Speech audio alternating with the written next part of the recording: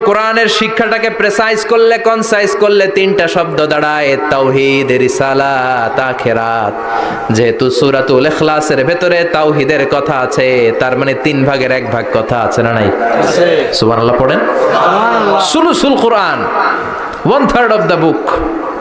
একবার পড়লে 10 পারা, 2 বার পড়লে 20 পারা, 3 বার পড়লে পুরো কোরআনের খতম। কিংবা যে 3টা মেসেজ আল্লাহ দিতে চেয়েছেন পুরো কোরআন দিয়ে, তার একটা এই সূরার ভেতরে আছে না নাই? আছে। চিল্লায় বলেন। আছে। আবার বিশ্বনবী মদিনাতে হিজরতের আগে কোবা পল্লীতে মসজিদ বানালেন, মসজিদে কোবা। হজ করতে গেলে, উমরা করতে গেলে লোকজন এই মসজিদটাতে বড্ড ভিড় করে। কারণ বিশ্বনবী প্রতি শনিবার, প্রতি সপ্তাহের শনিবার এই মসজিদে যেতেন। কি বার? কথা বলেন। এজন্য মদিনাতে গেলে শনিবারে জিয়ারত করা সুন্নাত। প্রতি শনিবারে বিশ্বনবী মসজিদে নববী থেকে হেঁটে হেঁটে হেঁটে হেঁটে এই মসজিদে কুবায় যেতেন। এবং বিশ্বনবী বলেছেন, যারা ঘর থেকে ওযু করে এই মসজিদে কুবায় যে 2 রাকাত নামাজ পড়বে, একটা কবুল উমরা হজের সওয়াব আল্লাহ তার আমলনামায় দিয়ে দিবে। এই মসজিদে, কুবা মসজিদের জন্য বিশ্বনবী একজন ইমাম নির্ধারণ করলেন। ইমাম সাহেবকে বললেন, যাও তুমি নামাজ পড়াও। বিশ্বনবীর অ্যাপয়েন্ট দেয়া ইমাম সাহেব কুবা পল্লীতে যে নামাজ পড়ানো শুরু করলেন। কিন্তু সমস্যা বেড়ে গেল। তিনি মাগরিবের নামাজ, এশার নামাজ আর ফজরের নামাজ, মানে যেই নামাজে আওয়াজ করে কেরাত পড়তে হয়, কয় নামাজে আওয়াজ করে কেরাত? কথা বলেন। কি কি? মাগরিব, এশা, ফজর। এই ইমাম সাহেব ইমামতির চান্স পেয়ে প্রতি রাকাতের নামাজে সূরা ফাতিহা পড়ার পরই সূরা ইখলাস দিয়ে নামাজ শুরু করে, তারপরে আরেকটা সূরা পড়ে, আবার দ্বিতীয় রাকাতে সূরাতুল ফাতিহা পড়ে, আবার সূরা ইখলাস। ফজরের সময়ও সূরা ইখলাস, এশার সময়ও সূরা ইখলাস, মাগরিবের সময়ও এই সূরা। মুসল্লিরা সব খেপে গিয়েছে। সবাই বলে, ও ইমাম সাহেব, ঘটনা কি? খালি কুল হু আল্লাহ পড়েন কেন? আর সূরা নাই আপনার? খালি কুল হু আল্লাহ পাইছেন নাকি? নাগাইশ জামে মসজিদের ইমাম সাহেব মাগরিবের প্রথম রাকাতেও সূরাতুল ইখলাস, দ্বিতীয় রাকাতেও ইখলাস, এশার নামাজের প্রথম রাকাতেও ইখলাস, দ্বিতীয় রাকাতেও ইখলাস, ফজরের রাকাতেও ইখলাস, দ্বিতীয় রাকাতেও ইখলাস। কি করবেন? আজকে ইমামের একদিন কি আমার একদিন। পাইছেন কি আপনি? সবাই বলে, আপনি পাইছেন কি? ইমাম সাহেব কয়, পড়তে মন চাইলে পড়ো, নাইলে অন্য মসজিদে যাও। কারণ এটা বাংলাদেশের সিস্টেমে সভাপতি সেক্রেটারির নিয়োগ দেয়া ইমাম না, নিয়োগ দিয়েছে বিশ্বনবী। আবার ক্যান্সেল করলেও লাগবে বিশ্বনবীরে, ঠিক কিনা? নিয়োগ দিয়েছে বিশ্বনবী, নিয়োগ বাতিল করলেও করবে কে? বিশ্বনবী। মুসল্লির তো কোনো এখতিয়ার নাই। সব মুসল্লিরা মিলে বিশ্বনবীর দরবারে যায়, যে বলে, নবী কি ইমাম সাহেব দিলেন, কুল হু আল্লাহ ছাড়া কিচ্ছু পারে না,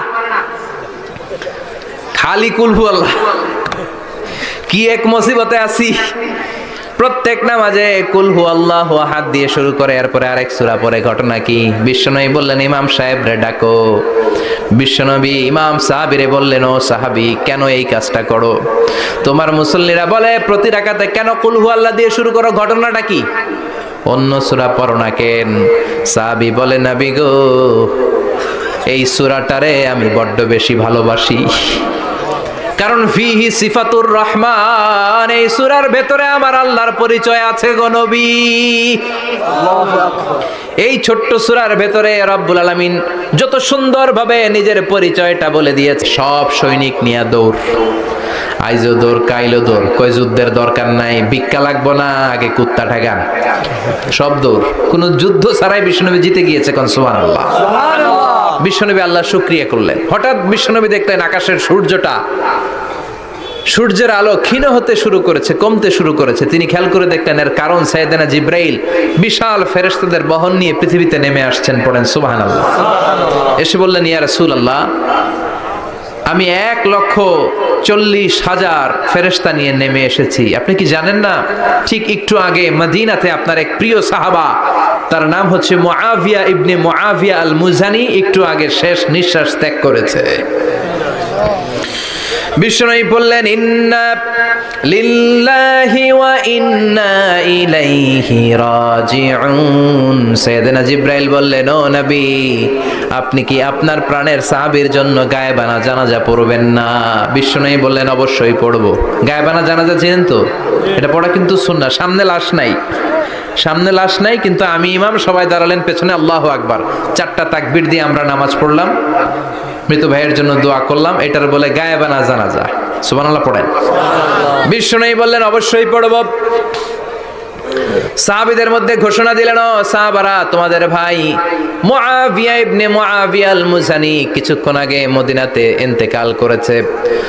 তোমাদের ভাইদের জন্য সবাই বাইরে বের হয়ে আসো, এই মাত্র আমরা এই মুহূর্তে আমরা গায়েবানা জানাজা পড়ব। বিশ্বনবী প্রথম কাতারে দাঁড়ালেন, হাজার হাজার সাহাবারা লাইন ধরে দাঁড়ালো। সাইয়েদনা জিব্রাইল 1,40,000 ফেরেশতা নিয়ে সাহাবাদের পেছনে দুইটা লাইনে দাঁড়িয়ে গেলেন। প্রথম লাইনে 70,000, দ্বিতীয় লাইনে আরো 70,000, 1,40,000 ফেরেশতাদের বহর। আর সাহাবারা মিলে আল্লাহু আকবার বলে গায়েবানা জানাজা শুরু করলেন। নামাজ শেষ। বিশ্বনবী তো অবাক, ঘটনা কি? কোন সাহাবীর গায়েবানা জানাজায় তো ফেরেশতা নামে না আকাশের উপর থেকে। বিশ্বনবী জিজ্ঞেস করলেন, জিব্রাইল, কোন সাহাবীর গায়েবানা জানাজায় তোমরা আকাশ থেকে এত ফেরেশতার বহর নিয়ে নামো নাই? কি এমন আমল করেছে আমার মুআবিয়া? কি এমন ভালো গুণ ছিল, ভালো আমল ছিল, যার কারণে আরশের উপরে তার এত সম্মান, যার কারণে 1,40,000 ফেরেশতার বহর নিয়ে তোমরা দুনিয়াতে নেমে এসেছো? সাইয়েদনা জিব্রাইল বললেন, নবী, তেমন কোনো বড় আমল নয়, ছোট্ট একটা আমল, কিন্তু আমলটারে ভালোবেসেছে কে? আপনার এই প্রিয় সাহাবী হাঁটতে বসতে চলতে ফিরিতে সব সময় পড়তো কুল হুয়াল্লাহু আহাদ আল্লাহুস সামাদ লাম ইয়ালিদ ওয়া লাম ইউলাদ ওয়া লাম ইয়াকুল লাহু কুফুয়ান আহাদ। পড়েন আল্লাহু আকবার। এজন্য বেশি বেশি সূরাতুল ইখলাস তেলাওয়াত করতে রাজি আছেন তো? ইনশাআল্লাহ। মনে থাকবে? বিষ্ণু ঈসা ইসলাম প্রতিদিন ফজরের নামাজের পরে, মাগরিবের নামাজের পরে, ওয়া ইনদামা ইয়ামশি ইলা ফিরাশিহি, রাতে যখন বিছানায় যাবেন, এই দুই হাতকে একত্রিত করে সূরাতুল ইখলাস পড়তেন, সূরাতুল ফালাক পড়তেন, সূরাতুন নাস পড়তেন, পড়ে হাতে ফু দিতেন। সহিহ হাদিস। ফু দিয়ে এই ফু দেওয়া হাতটা সারা দেহের মধ্যে ইয়াবদাউ বিহিমা রাসাহু, মাথা থেকে শুরু করে পা পর্যন্ত এভাবে মেসেজ করে দিতেন, মালিশ করে দিতেন। সুবহানাল্লাহ পড়েন। This is a protection you take from your lord, from all the bad eyes, evil eyes, সব হিংসুকের চোখ থেকে, হিংসা থেকে, সব জাদুটোনা থেকে, সব ব্ল্যাক ম্যাজিক থেকে আপনি প্রোটেকশন চাইলেন কার কাছে? আল্লাহর কাছে। সকালবেলা যদি এই 3টা সূরা পড়ে ফু দেন, এটাকে আরবিতে বলে কুল আস-সালাসা, কারণ এই 3টা সূরা শুরুতেই কুল আছে না নাই? আছে। কুল হুয়াল্লাহু আহাদ, কুল আউযু বিরাব্বিল ফালাক, কুল আউযু বিরাব্বিন নাস। এজন্য 3টাকে আরবিতে বলে কুল আস-সালাসা, মানে 3 কুল। কি বলে? 3 কুল। সূরাতুল ইখলাস, সূরাতুল ফালাক, সূরাতুন নাস। ফজরের পরে, মাগরিবের পরে আর বিছানায় যাওয়ার সময় 2 হাত একত্রিত করে ফু দিবেন, সারা গায়ে মেসেজ করবেন। মনে থাকবে? আজকে থেকে মনে থাকবে তো? কালকে থেকে এটার আমল করা যাবে না? আবার মা এসে বলতেন, আমার যদি স্বাস্থ্য খারাপ লাগতো, নবীর কাছে দোয়া চাইতে যাইতাম, বলতাম, নবী স্বাস্থ্যটা খারাপ, কি করব? বিশ্বনবী বলতেন, তুমিও সূরাতুল ইখলাস, সূরাতুল ফালাক, সূরাতুল নাস পড়ে হাতের মধ্যে ফু দিয়ে সারা দেহে মালিশ করে দাও। সুবহানাল্লাহ পড়েন। বিশ্বনবীর প্রতিদিনকার একটা আমল, দৈনন্দিন একটা আমল। আবার বিশ্বনবী একবার সিজদায় পড়ে আছেন, হঠাৎ করে লাদাগাতহু আকরাব, একটা বিচ্ছু পোকা বিশ্বনবীকে কামড় দিল। এটাও সহিহ হাদিস। প্রচন্ড ব্যথা। বিচ্ছু পোকার কামড় যারা খেয়েছেন তারাই জানেন ব্যথা কেমন, বেশি না কম? বিচ্ছু চিনেন তো? কি বলেন আগাইছে? বিচ্ছু কয়। এই বিচ্ছু পোকা কামড় দিয়েছে, প্রচন্ড ব্যথা পেয়েছে বিশ্বনবী। বিশ্বনবী বললেন, লানাতুল্লাহি আলাল আকরাব, এই বিচ্ছুর উপর আল্লাহর লানত। মুসল্লিও চিনে না, নবীও চিনে না, কামড় তো দিয়ে বসছে। বিশ্বনবী বললেন, লবণের পানি গরম দাও। লবণের পানি আনা হলো। বিশ্বনবী বললেন, আঙ্গুলের মধ্যে ঢালো। পানি ঢালতে শুরু করা হলো, আর বিশ্বনবী পড়তে আরম্ভ করলেন, কুল হুয়াল্লাহু আহাদ আল্লাহুস সামাদ লাম ইয়ালিদ ওয়া লাম ইউলাদ ওয়া লাম ইয়াকুল লাহু কুফুয়ান আহাদ। পড়েন আল্লাহু আকবার। এজন্য সূরাতুল ইখলাস, এটা যেন আমাদের দৈনন্দিনকার একটা আমল হয়, প্রতিদিন যেন আমরা এটা পড়ি, তাহলে আমল নামা সওয়াব দিয়ে পূর্ণ করে দিবে কে? এই মাক্কি সূরাটি কেন এবং কোন সিচুয়েশনে কোন পরিস্থিতিতে মক্কায় নাজিল হলো তার একটা ব্যাকগ্রাউন্ড আছে। এটাকে বলে শানে নুজুল। কেন নাজিল হলো শুনতে মনে চায়? কষ্ট হচ্ছে না তো? আলোচনা কি কঠিন হচ্ছে না সহজ? আন্ডারস্ট্যান্ডেবল, বোধগম্য হচ্ছে? বোঝা যায় না? বোঝা যায়? আলহামদুলিল্লাহ পড়েন। মক্কার লোকেরা এসে বিশ্বনবীরে ধরলো, ইয়া মুহাম্মদ বাইয়িন লানা সাল্লাল্লাহু আলাইহি ওয়াসাল্লাম বাইয়িন লানা নাসাবা রাব্বিক।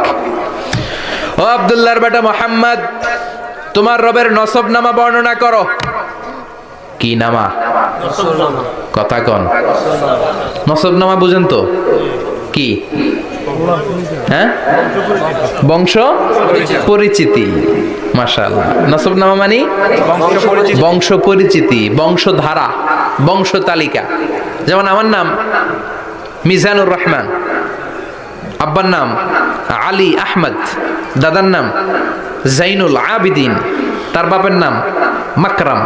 এটা আমার বংশ পরিচিতি। তার মানে মিজানুর রহমান ইবনু আলী আহমদ ইবনু জাইনুল আবিদিন ইবনু মাকরাম, এটা আমার নসবনামা। আপনার নাম কি?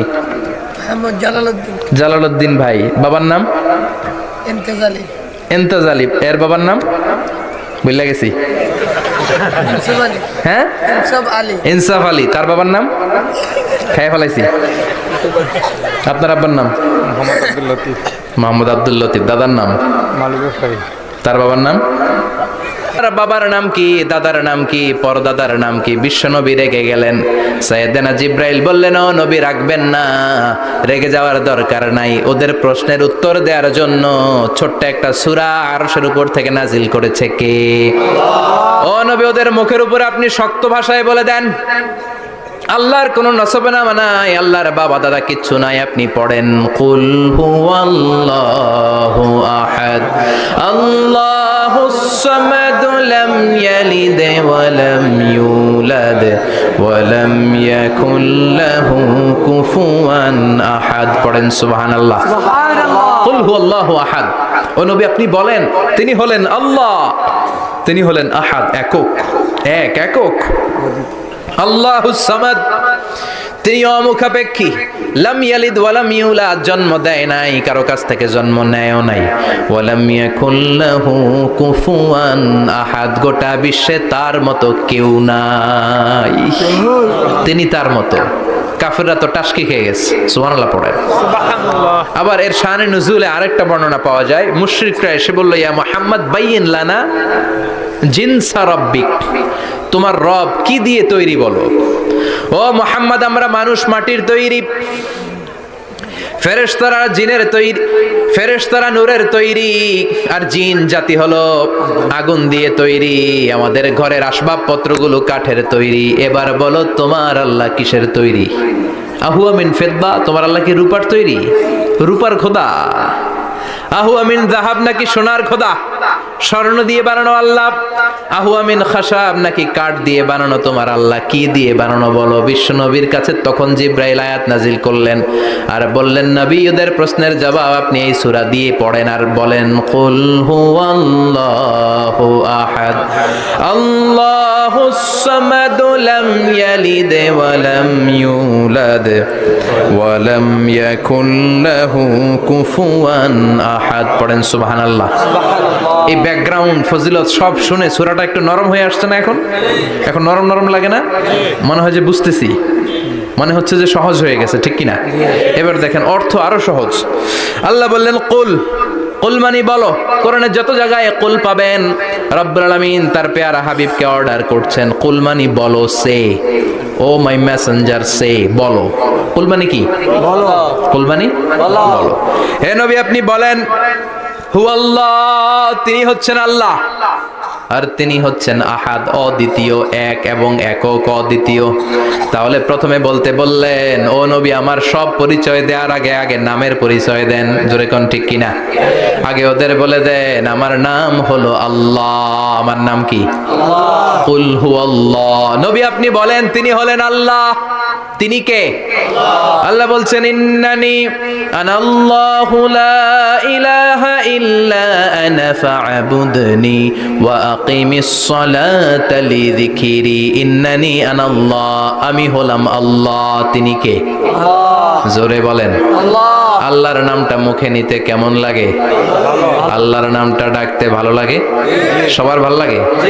প্রাণ ভরে যায়, হৃদয় শীতল হয়, ঠান্ডা ঠান্ডা লাগে ভেতরে। তাহলে চিৎকার দিয়ে আল্লাহর ডাক দেন, বলেন আল্লাহ। আর জোরে আল্লাহর ডেকে বলেন ইয়া আল্লাহ। গলা ফাটিয়ে ডাক দেন, বলেন আল্লাহ।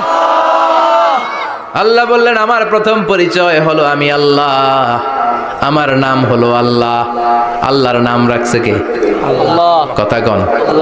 আমার নাম রাখছে আমার বাবা, আপনার নাম রাখছে আপনার দাদা, কিন্তু আল্লাহর বাবা আছে নাকি? থাকলে রাখতো, দাদা থাকলে দাদায় রাখতো, কিন্তু আল্লাহর কি বাপ আছে? দাদা নানা? আল্লাহর পিসা হুজুর আছে? অনেকের নাম পিসা হুজুরে রাখে, আছে না নাই? দোয়ার জন্য হুজুর আমি আপনার মুরিদ হুজুর, আমার একটা ছেলে হয়েছে, আপনার নাম রাখা দেন। পরে বলে যে পীর সাহেব হুজুরের নাম রাখছিল, নাগাইশের পীর সাহেব মোস্তাক ফয়জি সাহেব নাম রাখছিল আমার ছেলের, আছে না নাই? আল্লাহর এরকম পীর সাহেব আছে নাকি? আল্লাহর দাদা বাবা আছে নাকি? এজন্য আল্লাহ বলেন আমার নামটা আমি আল্লাহ নিজেই রেখেছি। পড়েন সুবহানাল্লাহ। আবার এই পৃথিবীতে আল্লাহ ছাড়া আর কারো নাম কোনোদিন আপনি আল্লাহ শুনেছেন নাকি? শুনে থাকলে হাত তোলেন। শুনছেন? বাংলাদেশে কত মানুষ? 16 কোটি, 17 কোটি, 18 কোটি। কইতে থাকেন 20 কোটি নিয়ে যান এমনি। আসলে কয় কোটি? 18 কোটি মনে হয় বর্তমানে। 16 কোটি তো অনেক আগের হিসাব। 18 কোটি মানুষ এই দেশে। এই 18 কোটি মানুষের মধ্যে কারো নাম আল্লাহ শুনছেন? কথা কন। আমেরিকাতে, এত বড় মহাদেশ, পুরো আমেরিকায় কারো নাম আল্লাহ? গোটা বিশ্বে আরেকজনের নাম আল্লাহ আছে? এমনকি ফেরাউন, সেও নিজের আল্লাহ বলে নাই। ফেরাউনের মতো এত কুখ্যাত ইন্টারন্যাশনাল সন্ত্রাসী আসে। ফেরাউন ইন্টারন্যাশনাল ওয়া মা ফিল আরদি ওয়া হুয়া বিকুল্লি শাইইন আলিম। এবার লিল্লার লামটা যদি কেটে দেন থাকে লাহু। লাহু দিয়ে কোরআনে পরিচয় আছে না নাই? একটা দুইটা? কথা বলেন। লাহুল মুলকু ওয়া লাহুল হামদু ওয়া হুয়া আলা কুল্লি শাইইন কাদির। এবার লাহুর লামও যদি বাদ দিয়ে দেন হয় না? হয় নাকি? দ্বিবচন হয় না, স্ত্রীলিঙ্গ হয় না। হয়? আল্লাহর স্ত্রীলিঙ্গ আছে? বহুবচন আছে? কিন্তু ঈশ্বরের স্ত্রীলিঙ্গ আছে না নাই? কথা কন। কি? ঈশ্বরী। ভগবানের? আপনাদের এখানে আসার সময় মনে হয় দেখলাম ভগবান হাই স্কুল বা ভগবান প্রাথমিক বিদ্যালয়। ব্রাহ্মণপাড়া? কি নাম? ভগবান হাই স্কুল। ভগবতী নাই? নাই? আহা, ওদের ভগবান হয়, ওদের ভগবতী হয়, ওদের গড হয়, ওদের গডেস হয়, ওদের ঈশ্বরী হয়, ওদের ঈশ্বর হয়। আল্লাহর কোনো পরিবর্তন আছে নাকি? চিল্লায় বলেন আল্লাহ একজন, তার কোনো পরিবর্তন নাই। আমরা বললাম আল্লাহ বুঝেছি তোমার অনেক ক্ষমতা, তোমার নামটা বড় মধুর নাম, প্রতিটা অক্ষর আলাদা করলেও পরিচয় পাওয়া যায়। তোমার আসল নাম আল্লাহ, কিন্তু এই যে তুমি আল্লাহ, তুমি কতদিন ধরে আল্লাহ? কতদিন? কবে থেকে আছো? কতদিন থাকবা? প্রশ্ন আসে না নাই? মাঝে মাঝে প্রশ্ন আসে না উনি কয়দিন ধরে আছে? কতদিন ধরে ওনার এত ক্ষমতা? কতদিন পর্যন্ত ওনার এই ক্ষমতা কন্টিনিউ করবে? প্রশ্ন হয়? হয় না? কথা বলেন। সে উত্তর আল্লাহ দিলেন। আল্লাহ বললেন হুয়াল আউয়ালু ওয়াল আখিরু ওয়াল যাহিরু ওয়াল বাতিন ওয়া হুয়া বিকুল্লি শাইইন আলিম। আল্লাহ বললেন আমি প্রথম, আমি শেষ, আমি প্রকাশ্য, আমি গোপন, সূচনাহীন, অতীত কাল থেকে আমি আল্লাহ আছি, শেষহীন, সীমানাহীন, ভবিষ্যৎ পর্যন্ত থাকবো। তিনি কবে থেকে আছেন? সূচনাহীন অতীত না, প্রথম থেকে না, সূচনাহীন অতীত। ভালো ব্যাখ্যা হচ্ছে সূচনাহীন। প্রথম থেকে বলে আল্লাহ এটাই বুঝালেন সূচনাহীন অতীত, এমন অতীত যেটার সূচনা নাই, আবার এমন ভবিষ্যৎ যেটার শেষ নাই। তার মানে প্রথমেও তিনি, শেষেও তিনি, প্রকাশ্যেও তিনি, গোপনেও তিনি। জোরে কোন ঠিক কিনা? প্রথমে আল্লাহ আল্লাহ, শেষেও আল্লাহ আল্লাহ, আকাশে আল্লাহ আল্লাহ, জমিনে আল্লাহ আল্লাহ। পড়েন, প্রথমে আল্লাহ আল্লাহ, শেষেও আল্লাহ আল্লাহ, আকাশে আল্লাহ আল্লাহ, জমিনে আল্লাহ আল্লাহ। নিখিল জাহান গায় গুণগান তার নামে গায়, আমরাও গাহি তাআলা হামদে বারি তাআলা, হামদে বারি তাআলা, হামদে বারি তাআলা। সুবহানাল্লাহ পড়েন। প্রথমেও তিনি, শেষেও তিনি, আজানেও তিনি, একামতেও তিনি। আজানের প্রথম শব্দ কি? আল্লাহ। জোরে বলেন আল্লাহ। আবার একামতের শুরুতে উনি আছেন না নাই? আবার জিলহজ মাসে ঈদুল আজহার সময় যখন আমরা কুরবানি করি তখন কার নাম? আল্লাহর নাম। ছুরিটা জবাই দেওয়ার সময় কি বলি? আল্লাহ। আবার জিকির করি কার নামে? আল্লাহ। তার মানে আজানে আল্লাহ আল্লাহ, একামাতে আল্লাহ আল্লাহ, কুরবানিতে আল্লাহ আল্লাহ, জিকিরে আল্লাহ আল্লাহ। ঠিক কি না? বলেন, আজানে আল্লাহ আল্লাহ, একামাতে আল্লাহ আল্লাহ, কুরবানিতে আল্লাহ আল্লাহ, জিকিরে আল্লাহ আল্লাহ। নিখিল জাহান গায়ে গুণগান তার নামে গায়, আমরাও গাহি তাআলা হামদে বারি তাআলা, হামদে বারি তাআলা, হামদে বারি তাআলা। চিল্লায় পড়েন আল্লাহু আকবার। আর জোরে আল্লাহু আকবার। আবার তিনি এমন সত্তা যার কোনো ঘুম নাই, তন্দ্রা নাই। সারাদিন কাজ করার পরে রাত্রিবেলা আমরা ঘুমিয়ে যাই, আল্লাহ ঘুমায় নাকি? জোরে বলেন, লা তাখুযুহু সিনাতুন ওয়ালা নাওম, never sleeps nor slumber overtaxing। ঘুমও নাই, তন্দ্রাও নাই। সুবহানাল্লাহ। সাইয়েদনা মুসা আলাইহিস সালাম বললেন, আল্লাহ সারাদিন কাজ করার পরে আমরা ঘুমিয়ে যাই, আয়াগলিবুকান নাওম, আপনার কি ঘুমে ধরে না? জি। আয়াগলিবুকান নাওম, ঘুম কি আপনাকে পাকড়াও করে? আপনার কি ঘুমে ধরে না? আমি তো সারাদিন ছাগল চড়াই, বনি ইসরাইলের মধ্যে দাওয়াতি কাজ করি, ক্লান্ত শ্রান্ত শরীর রাত্রিবেলা ঘুমিয়ে পড়ে, আপনার কি ঘুমে ধরে না? শুনতেছেন? জি। মনোযোগ আছে না গেছে? আছে। কষ্ট হচ্ছে? জি না। তাকবীর দেন, লিল্লাহি তাকবীর। আল্লাহু আকবার। আর জোরে পড়েন, লিল্লাহি তাকবীর। আল্লাহু আকবার। আয়াগলিবুকান নাওম, আল্লাহ আপনার কি ঘুমে ধরে? আল্লাহ বললেন, মুসা তুর পাহাড়ের উপরে দাঁড়াও, দুইটা গ্লাসের ভেতরে পানি নাও, পানি নিয়ে তুর পাহাড়ের উপরে ঠায় দাঁড়িয়ে থাকো। সাইয়েদনা মুসা আলাইহিস সালাম পানি ভর্তি দুইটা গ্লাস নিয়ে দাঁড়িয়ে রইলেন। আবার জিজ্ঞেস করতে শুরু করলেন, আল্লাহ আয়াগলিবুকান নাওম, আপনার কি ঘুমে ধরে? আল্লাহ বললেন, no talk, no more question, কোনো কথা নাই, দাঁড়িয়ে থাকো। সাইয়েদনা মুসা আলাইহিস সালাম দাঁড়িয়ে রইলেন। 1 ঘন্টা পরে আবার আল্লাহরা জিজ্ঞেস করলেন, আল্লাহ আয়াগলিবুকান নাওম, আপনার কি ঘুমে ধরে? আল্লাহ বলে, কথা বলা যাবে না, no talk, no more question, দাঁড়িয়ে থাকো। 3 ঘন্টা পরে আবার বললেন, আল্লাহ আপনার ঘুমে ধরে কিনা? আল্লাহ কিছু বলে না। সাইয়েদনা মুসা আলাইহিস সালাম বললেন, আল্লাহ জিজ্ঞাসা করলাম কি, করতে কইলেন কি? আল্লাহ বলে, মুসা কোনো কথা নাই, দাঁড়িয়ে থাকো, যেটা হুকুম করেছি তামিল করো। 4 ঘন্টা যায়, 5 ঘন্টা যায়, কোমরে ব্যথা আছে না নাই? মশার কামড় আছে না নাই? আর ঘুমকে আল্লাহ অর্ডার করলেন, ও ঘুম, মুসাকে তুই চেপে ধর। কি কর? মুসা আলাইহিস সালাম এমনি সেমনি ডানে বায়ে কোনোভাবে দাঁড়িয়ে থাকতে পারে না, এদিকে ঘুম আসলে ওদিকে পড়ে। 5 ঘন্টা পরে কাত হয়ে জমিনে পড়ে যায়, ঘুমের ধাক্কায় কাত হয়ে জমিনে পড়ে যায়, গ্লাসগুলো ভেঙে ভেঙে খান খান হয়ে যায়। আল্লাহ ডেকে বললেন, ও মুসা বেশি কিছু দেই নাই, কেবলমাত্র শুধুমাত্র 2টা পানি ভর্তি গ্লাস হেফাজতের দায়িত্ব দিয়েছিলাম, ঘুমের কারণে হেফাজত করতে পারো নাই।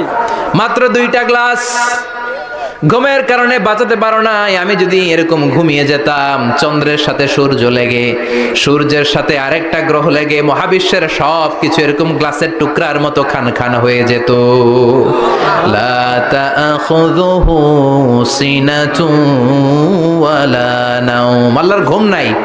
ঘুমের আগে যে অনেকের ঝিমুনি ধরে, তন্দ্রা ধরে, এই তন্দ্রাও নাই। চিল্লায় বলেন সুবহানাল্লাহ।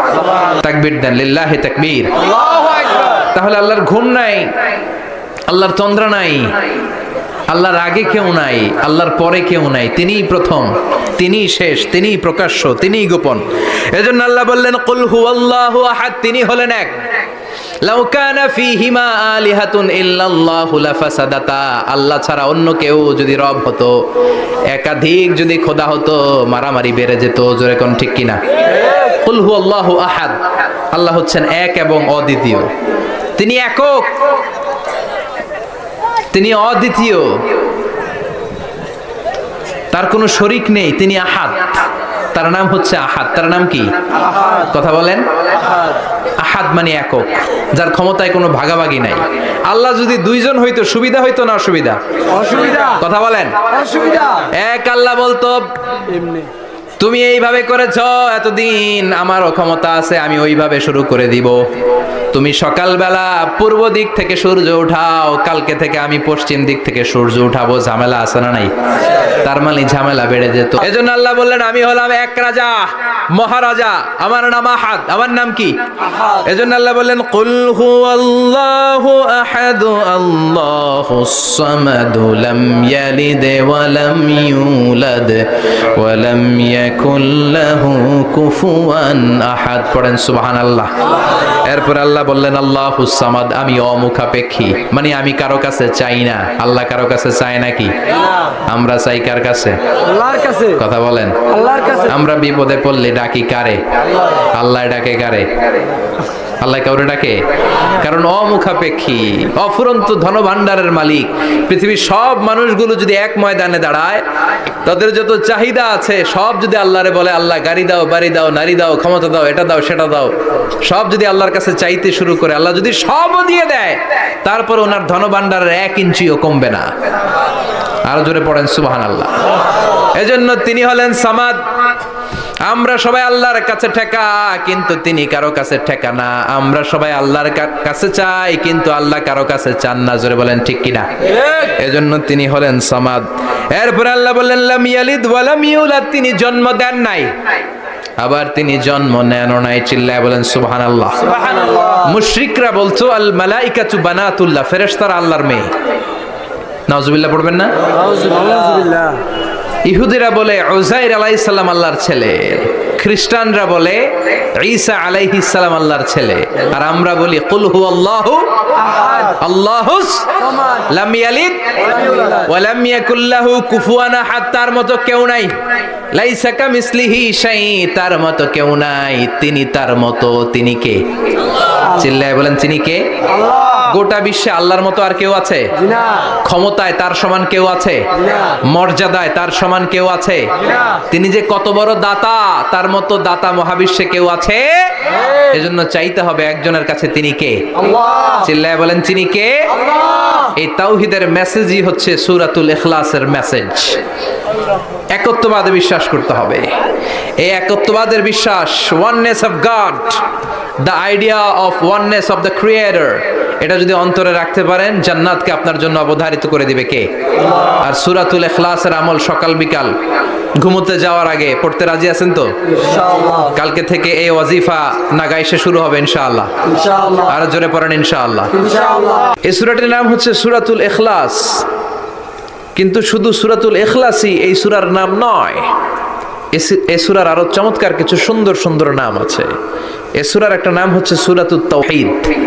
কি নাম? চিল্লায় বলেন কি নাম?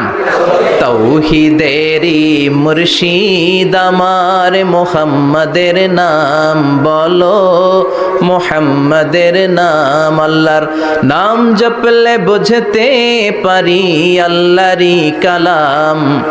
বলো মুহাম্মাদের নাম। পড়েন সবাই। তাওহীদেরি মুর্শিদ আমার মুহাম্মাদের নাম, বলো মুহাম্মাদের নাম। আল্লাহর নাম জপলে বুঝতে পারি আল্লাহরই কালাম, বলো মুহাম্মাদের নাম। আল্লাহু আকবার, আল্লাহু আকবার। তার মানে এই সূরার একটা নাম হচ্ছে তাওহীদ। তাওহীদ মানে একত্ববাদ, ওয়াননেস অফ দ্য ক্রিয়েটর। স্রষ্টা যে একজন, এই ব্যাপারে আমাদের কোনো সন্দেহ আছে? কথা বলেন। আমাদের রব কয়জন? স্রষ্টা কয়জন? এজন্য সূরার নাম হচ্ছে সূরাতুত তাওহীদ। একত্ববাদের ধারণা, আল্লাহ যে একজন, এই কথাটা এই সূরার ভেতরে চমৎকার ভাবে বর্ণনা করেছে কে? আর তাওহীদের বিপরীত হলো শিরক। শিরক হলো ভয়ঙ্করতম একটা রোগের নাম। ক্যান্সারের অ্যান্সার হয়, শিরকের কোনো অ্যান্সার হয় না। জোরে বলেন ঠিক কিনা? এজন্য আমরা যত ইবাদত করার জন্য নিয়ত করি, আল্লাহ প্রথমে বলেন শিরক করো কিনা আগে সেটা বলো। প্রথমে তুমি শিরক থেকে নিজেকে মুক্ত করার ঘোষণা দিয়ে দাও, তারপরে ইবাদত শুরু করো। ইবাদতটা তখন কবুল করে নিবে কে? এজন্য আমরা যখন নামাজে দাঁড়াই আল্লাহ বলে শিরক করো নাকি? আমরা বলি ওয়াজ্জাহাতু ওয়াজহিয়া লিল্লাযী ফাতারাস সামাওয়াতি ওয়াল আরদা হানিফাও ওয়া মা আনা মিনাল মুশরিকিন। ওমা আনা মিনাল মুশরিকিন। আল্লাহ আমি শিরক করি না, শিরকের সাথে আমাদের কোনো সম্পর্ক। আবার যখন ইজার আর রিদা পরে জিল হজ মাসে হজের জন্য আরাফাতের ময়দানে আমরা চলে যাই, আল্লাহ বলেন হজের ঘোষণা পরে দাও, আগে ঘোষণা দাও শিরক করো নাকি? আমরা তখন ঘোষণা দেই লাব্বাইক আল্লাহুম্মা লাব্বাইক। পারেন না? লাব্বাইক আল্লাহুম্মা লাব্বাইক, লাব্বাইক লা শারীকা লাকা লাব্বাইক, ইন্নাল হামদা ওয়ান নি'মাতা লাকা ওয়াল মুলক লা শারীকা লাক। পড়েন লাব্বাইক আল্লাহুম্মা লাব্বাইক, লাব্বাইক লা শারীকা লাকা লাব্বাইক, ইন্নাল হামদা ওয়ান নি'মাতা লাকা ওয়াল মুলক লা শারীকা লাক। আমরা বলি লা শারীকা লাক, ঠিক কি না? আমরা যখন হজের জন্য দাঁড়াই আল্লাহ বলে হজ পরে করো, আগে বলো শিরক করো নাকি? শিরকের সাথে সম্পর্ক আছে নাকি? আমরা বলি লা শারীকা লাক, আপনার সাথে কোনো ধরনের শরীক আমরা করি না। তার মানে শিরক হচ্ছে ভয়ঙ্কর অপরাধ। সব গুনাহ আল্লাহ মাফ করে দেয়, সব গুনাহ আল্লাহ ক্ষমা করে দেয়, একটা গুনাহ ছাড়া, সেটা হলো শিরকের গুনাহ। সেটা কিসের গুনাহ? কথা বলেন। এজন্য চাইতে হবে একজনের কাছে, তিনি কে? মাফ করতে পারে একজন, তিনি কে? মনের বাসনা পূরণ করতে পারে একজন, তিনি কে? বিপদ থেকে রক্ষা করতে পারে একজন, তিনি কে? নির্বাচনে বিজয় দিতে পারে একজন, তিনি কে? এজন্য চাইতে হবে কার কাছে? এটার নাম হচ্ছে তাওহীদ। এটার নাম কি? তাওহীদ। তার বিপরীত হচ্ছে শিরক। বিষ্ণু বলেন আখফা মিন দাবিবিন নামাল, পিঁপড়ার গুটি গুটি পায়ের চেয়েও সূক্ষ্ম হচ্ছে শিরক। পিঁপড়া যেমনি মিষ্টির দোকানের ভেতরে, মিষ্টির বক্সের ভেতরে গুটি গুটি পায়ে ঢুকে যায় আর মিষ্টিগুলোকে নষ্ট করে দেয়, ঠিক তেমনি শিরক গুটি গুটি পায়ে ভাইরাসের মতো মানুষের দেহের ভেতরে ঢুকে তার ঈমান আমল সবকিছুকে বরবাদ করে দেয়। চিল্লায় বলেন ঠিক কি না? এজন্য আল্লাহ ডেকে বলেন গোলাম, কিয়ামতের কঠিন ময়দানে পাহাড় পরিমাণ গুনাহ নিয়ে যদি তোমরা আমার কাছে আসো, আর ওই পাহাড় পরিমাণ গুনার ভেতরে যদি কোনো শিরকের গুনাহ না থাকে, তাহলে আমি আল্লাহ পাহাড় পরিমাণ ক্ষমা নিয়ে তোমার কাছে হাজির হয়ে যাব। পাহাড় পরিমাণ গুনাহ, কিন্তু এই গুনাতে শিরকের গুনাহ নাই, অন্য গুনাহ। তাহলে পাহাড় পরিমাণ ক্ষমা নিয়ে আমাদের কাছে হাজির হয়ে যাবে কে? এটার নাম হচ্ছে তাওহীদ, এক আল্লাহ বিশ্বাস করা। এজন্য সূরাতুল ইখলাস শুধু সূরাতুল ইখলাসের নাম নয়, এই সূরার আরেকটা নাম হচ্ছে সূরাতুত তাওহীদ। চিল্লায় বলেন কি?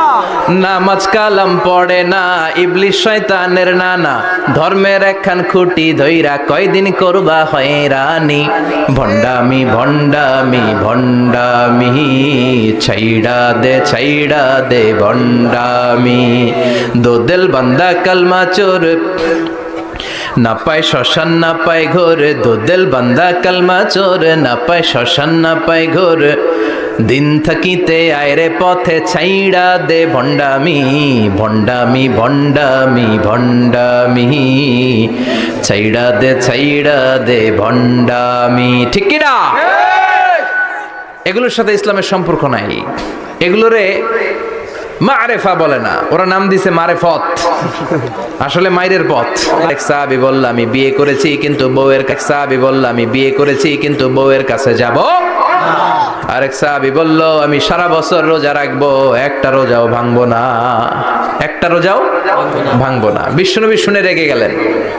বিশ্বনবী বললেন কারা কারা এই ঘোষণা দিয়েছো যে সারা বছর রোজা রাখবা? সারা বছর রোজা রাখার সিস্টেম ইসলামে নাই। এটাকে আরবিতে বলে সাওমে ভেসাল। কি বলে? সারা বছর রোজা রাখলে কোনো সওয়াব হবে? কথা কন, হবে?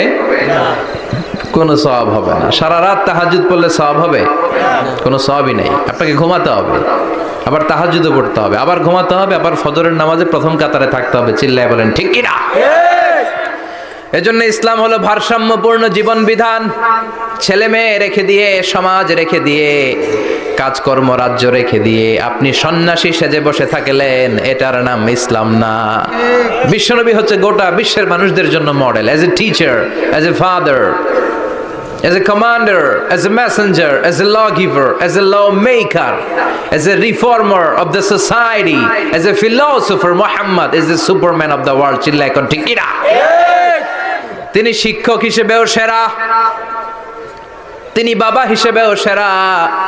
তিনি সাইয়্যিদাতুনা ফাতিমাকে এত ভালোবাসতো, বিশ্বনবী বলতেন ফাতেমা আমার কলিজার টুকরা, যে ফাতেমারে কষ্ট দেয় সেজন্য আমি বিশ্বনবীরে কষ্ট দেয়। সফরে গেলে সবার শেষে ফাতিমার সাথে দেখা করে সফরে বেরোতেন, আবার সফর শেষ করে ঘরে ঢোকার সময় সবার আগে বিশ্বনবী ফাতেমার সাথে দেখা করে নিতেন। কি সুন্দর ফ্যামিলি লাইফ। তার মানে বাবা হিসেবে সেরা, আবার নানা হিসেবে সেরা। হাসান হুসাইন ছিল রায়হানা চাইন, বিশ্বনবীর পারফিউম।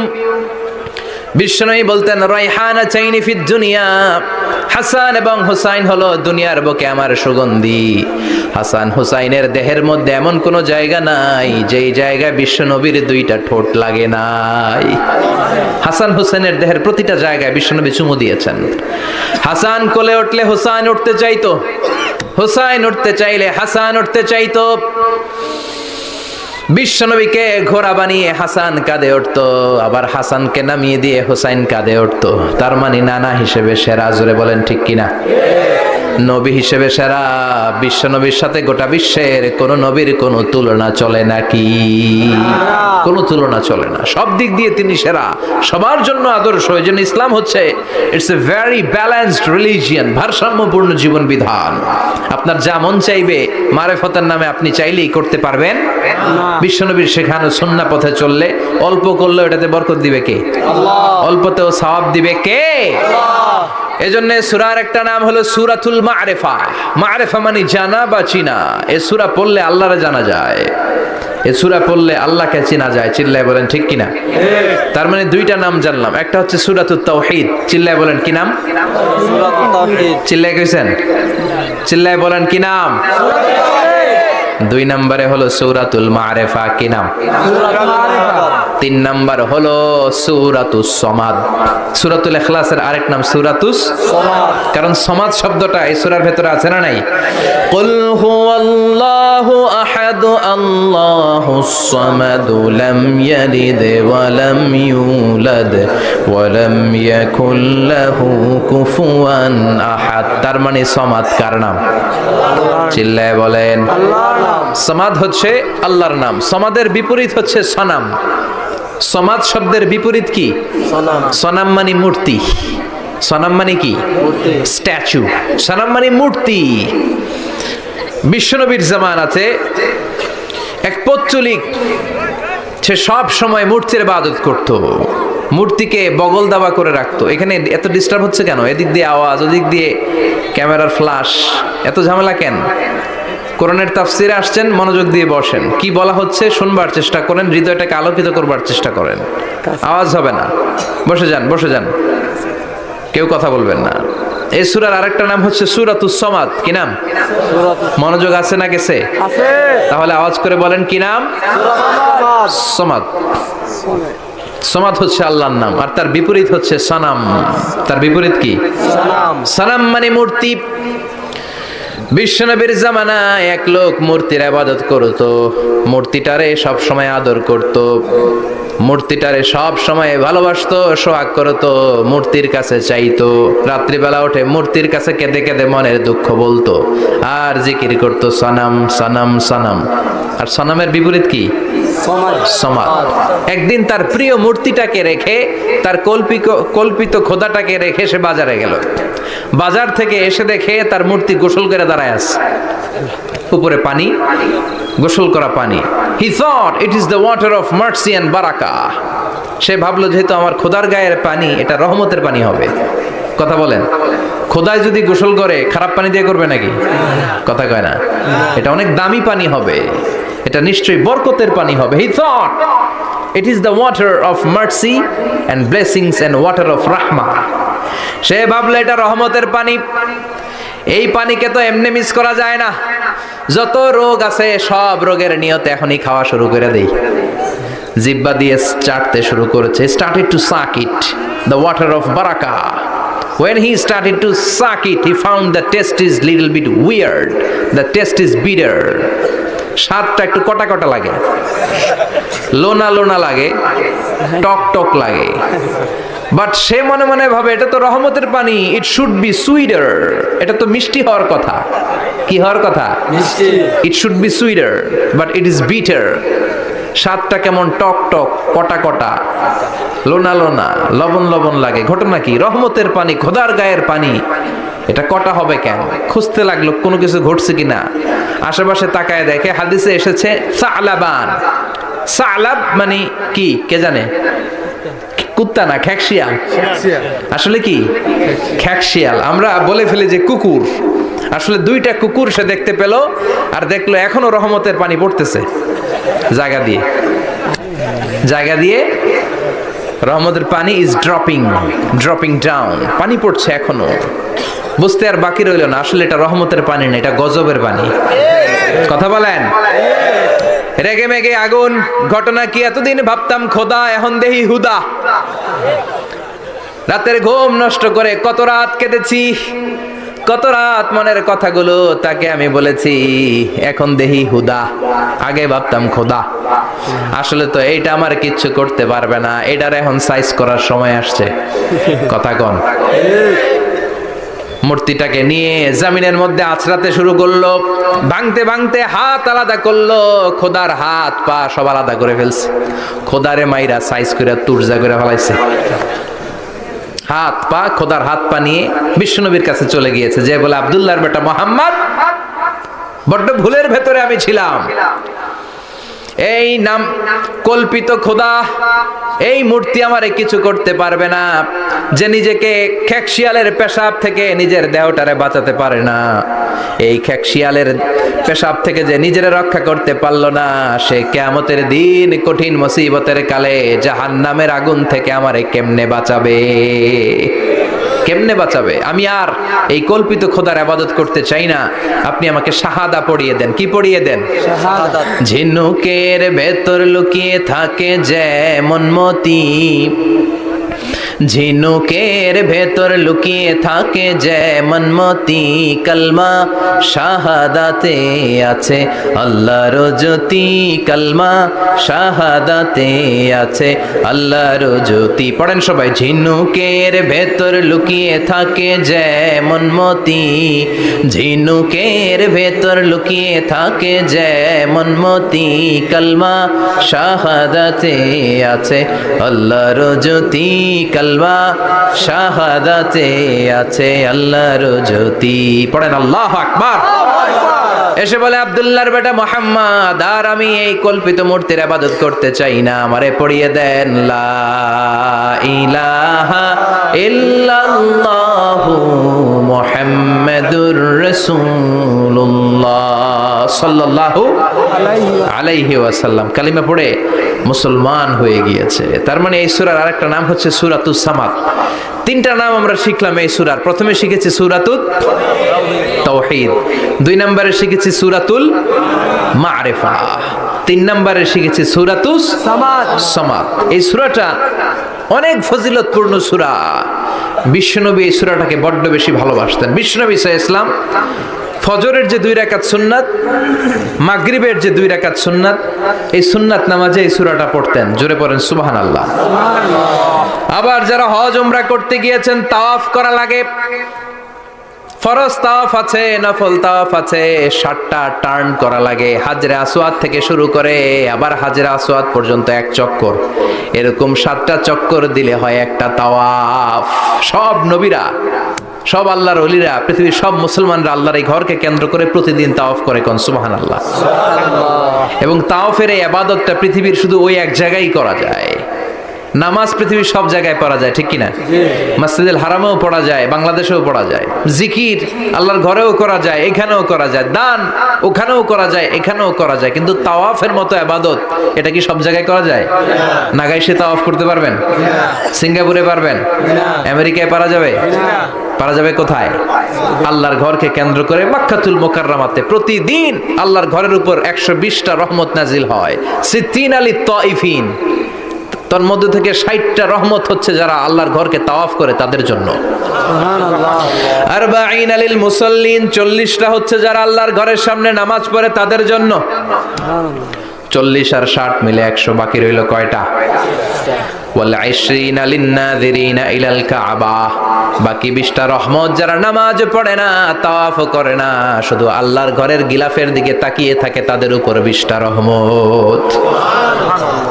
বিষ্ণু ঈসা ইসলাম তাওয়াফ করার পরে 2 রাকাত নামাজ পড়তে হয়। এই 2 রাকাত নামাজের দ্বিতীয় রাকাতে সূরাতুল ইখলাস পড়তেন, প্রথম রাকাতে পড়তেন সূরাতুল কাফিরুন। তাওয়াফের সালাতে প্রথম রাকাতে কোন সূরা? সূরাতুল কাফিরুন। দ্বিতীয় রাকাতে ইখলাস, সূরাতুল ইখলাস বিষ্ণুনবী পড়তেন। আবার বিতরের সালাতের শেষ রাকাতে বিষ্ণুনবী পড়তেন সূরাতুল ইখলাস। বিতরের সালাত পড়বেন কয় রাকাত? প্রথমে 2 রাকাত, তারপরে সালাম ফিরিয়ে আবার 1 রাকাত। এইটা সবচেয়ে সহি পদ্ধতি। আবার মাঝে মাঝে বিশ্বনবী 3 রাকাত একসাথে পড়তেন, বসতেন শুধু শেষ বৈঠকে, এটাও ঠিক আছে। আবার আমরা যেটা পড়ি বাংলাদেশে, এটারও দলিল আছে, তবে আম দলিল, এটার খাস দলিল নাই, স্পেসিফিক দলিল নাই। বিষ্ণুনবী বলেছেন তোমরা বিতরের নামাজকে মাগরিবের নামাজ থেকে আলাদা করে পড়ো। আমরা সেটাও করি, কারণ মাগরিবের নামাজে আমরা 3 রাকাতের পরে এরকম আল্লাহু আকবার বলে হাত উঠাই, তো আলাদা হইছে না? আবার আমরা আল্লাহুম্মা ইন্না নাস্তাইনুকা পড়ি, এটা কি মাগরিবের নামাজে পড়ি নাকি? তাহলে পার্থক্য আছে। চোখে লাইভ দেখতেছেন, লাইভ আল্লাহ এমন ভাবে বলেছে, সুবহানাল্লাহ পড়েন। তা আসুন আমরা সরাসরি কিয়ামতকে দেখে আসি। আসলে কিয়ামতটা কেমন বর্ণনা করছেন কে? আল্লাহ। সূরার নাম হচ্ছে সূরাতুল কারিয়া। কি নাম? আওয়াজ করে উত্তর দিতে হবে। সূরার নাম আল কারিয়া। চিৎকার মেরে বলেন সূরার নাম কি? আল কারিয়া। এটা মাক্কি সূরা। কি সূরা? বিশ্বনবীর জীবনের 2টা পর্ব, একটা মাক্কি পর্ব আর একটা মাদানী পর্ব। এটা মাদানী পর্বে নাজিল হয়নি, এটা নাজিল হয়েছে মাক্কি পর্বে। এই সূরার আয়াত সংখ্যা 11। এটা কোরআনের 101 নম্বর সূরা। এটা আল কোরআন আল কারীমের 30তম পারায় অবস্থিত একটা সূরা। আমাদের অনেকেরই মাশাআল্লাহ মুখস্থ আছে, আছে না? ইমাম সাহেব নামাজে প্রায় পড়ে, অনেকেরই মুখস্থ। শুনতে শুনতে কবে যে মুখস্থ হয়েছে আমাদের নিজেরাও জানি না। সুবহানাল্লাহ পড়ে। কোরআনের ভেতরে খালি বরকত, এটার সাথে লাগলেই বরকত, মসজিদে গেলেই বরকত।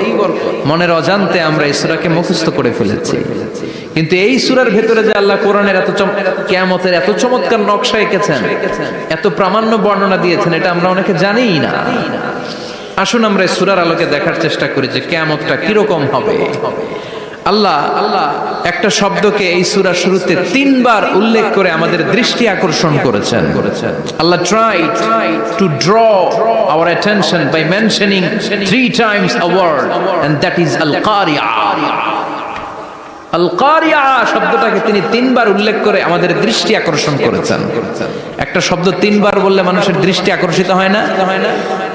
যেহেতু এটা আরব দেশে নাজিল হয়েছে, আবার মক্কায়, মক্কার লোকেরা আরবি বুঝে, তাদেরকে প্রথম বলা হলো আল কারিয়া, তারা ফিরে তাকালো কি আল কারিয়া। আবার বলা হলো মাল কারিয়া, কি মাল কারিয়া। আবার বলা হলো ওমা আদরাকা মাল কারিয়া। আবার তারা ফিরে তাকালো। দৃষ্টি আকর্ষণের জন্য আল্লাহ তাআলা 3 বার এই শব্দটা বলেছেন। এজন্য এই শব্দের একটা সিগনিফিকেন্স, একটা গুরুত্ব, অর্থবহ একটা মানদণ্ড আছে না নাই? আল কারিয়া শব্দের অর্থ হচ্ছে বিকট আওয়াজ। আল কারিয়া মানে কি? কথা বলেন, আরো জোরে বলেন। বিকট আওয়াজ। এই বিকট আওয়াজটা তৈরি করার জন্য আল্লাহ তাআলা একজন ফেরেশতা তৈরি করেছেন, যার নাম হচ্ছে ইসরাফিল। নাম কি? আমাদের মধ্যে অনেকের নাম কিন্তু আমরা ইসরাফিল রাখি, তাই না? ইসরাফিল আছে না নাই? আজরাইল কিন্তু রাখে না, ডরে। কেন রাখে না? ভয় পায়। কিন্তু ইসরাফিল আছে, আমার পরিচিত অনেকে আছে ইসরাফিল। তো এই ফেরেশতার পা হচ্ছে জমিনের নিচে, মাথা হচ্ছে আকাশের উপরে। এই ফেরেশতার কাজ হচ্ছে ওই বিকট শব্দ তৈরি করা। উনি একটা সাইরেনের মধ্যে ফু দিবেন, হুইসেল দিবেন, ট্রাম্পেট। ওই ট্রাম্পিটে, ওই সাইরেনে, ওই হুইসেলে ফু দিলেই শুরু হয়ে যাবে আল কারিয়া। মাল ওমা আদরাকা মাল। এই ফেরেশতার দায়িত্বই হচ্ছে ওই বাঁশির মধ্যে ফু দেয়া। Whistle, siren, trumpet. আরবিতে এটাকে বলা হয় আসুর।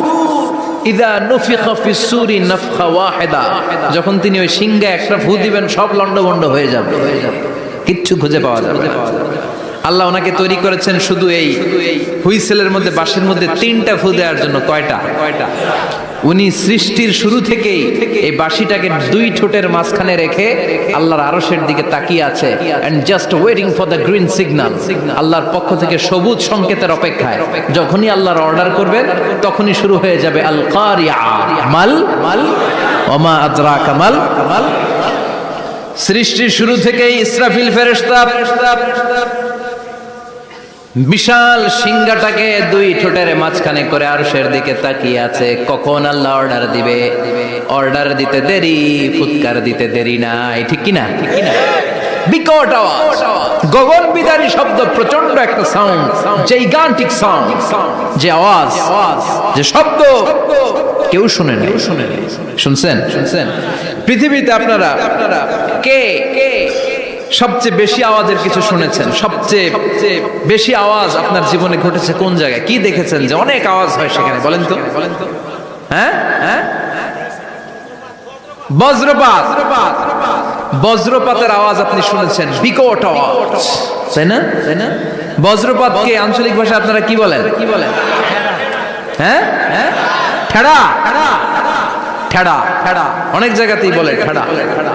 নোয়াখালীতে বলে ঠেড়া হচ্ছে, হেতের উপরে আল্লাহ ঠেড়া হচ্ছে। আছে না নাই?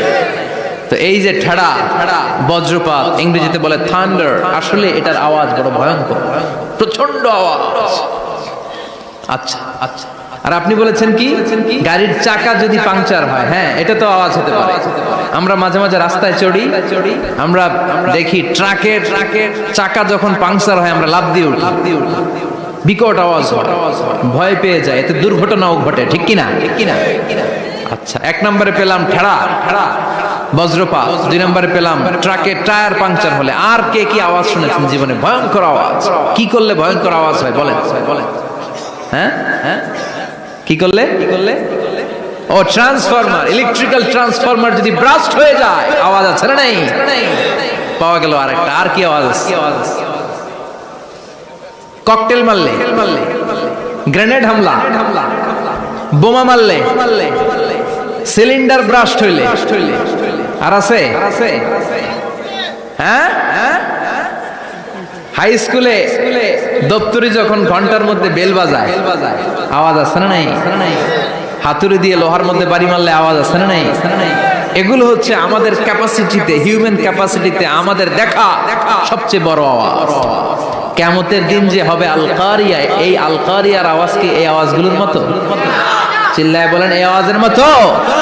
এজন্য আল্লাহ বললেন আল কারিআতু মাল কারিআতু ওয়া মা আদরাকা মাল কারিয়া। সে আওয়াজটা ভয়ঙ্কর আওয়াজ, এটা বজ্রপাতের মতো না, এটা ট্রাকের টায়ার পাংচার হলে যে আওয়াজ হয় ওই আওয়াজের মতো না, গ্যাসের সিলিন্ডার ব্রাস্ট হয়ে গেলে যে আওয়াজ হয় ওই আওয়াজের মতো না, প্রাইমারি স্কুলে দপ্তরে যখন ছুটির ঘন্টা বাজায় ওই আওয়াজের মতো না। ওই আওয়াজটা এমন আওয়াজ, ওই আওয়াজ পৃথিবীর কেউ শোনে না। সেটার নাম হচ্ছে আল কারিআ মাল ওমা আদরাকা মাল, বিকট আওয়াজ, বিকট ভয়ঙ্কর ট্রাম্পিট। এই সাইরেনে ফু দেয়া হবে, প্রথম ফু দেওয়ার সাথে সাথেই লন্ডভন্ড হয়ে যাবে। এই ইসরাফিলকে তৈরি করা হয়েছে শুধুমাত্র কেবলমাত্র 3টা ফু দেওয়ার জন্য। চিল্লায় বলতে হবে কয়টা? এই ফেরেশতার আর কোনো কাজ নাই, তার আর কোনো কাজ আছে? ঠিক যে মুহূর্তে, এখন আমার ঘড়িতে বাজে 9:50, রাত 9:50, ঠিক এই মুহূর্তে যখন আমরা তাফসীর শুনছি, ঠিক এই মুহূর্তেও ইসরাফিল ফেরেশতা সিংহাটাকে 2 ঠোঁটের মধ্যে লাগিয়ে আল্লাহর আরশের দিকে তাকিয়ে আছে। ওই যে সৃষ্টি শুরু থেকে তাকিয়ে আছে, আজ অবধি তাকিয়ে আছে। যখনই গ্রিন সিগন্যাল আসবে মুহূর্তেই শুরু হয়ে যাবে আল কারিআ মাল ওয়া মা আদরাকা মাল। আল্লাহ বললেন সে আওয়াজটা হবে বড্ড ভয়ঙ্কর। প্রথম ফুৎকার যখন দেয়া হবে এটারে বলে নাফখাতুল ফাজা। দুনিয়ার সব মানুষগুলো অবাক হয়ে যাবে, পুরো পৃথিবীটা কেঁপে উঠবে, পৃথিবীর বিল্ডিং গুলো দুমড়ে মুচড়ে পড়বে, পৃথিবীর বড় বড় যত পাহাড়গুলো আছে তুলার মতো বাতাসে পাহাড়গুলো তুলিত হতে থাকবে। আল্লাহু আকবার।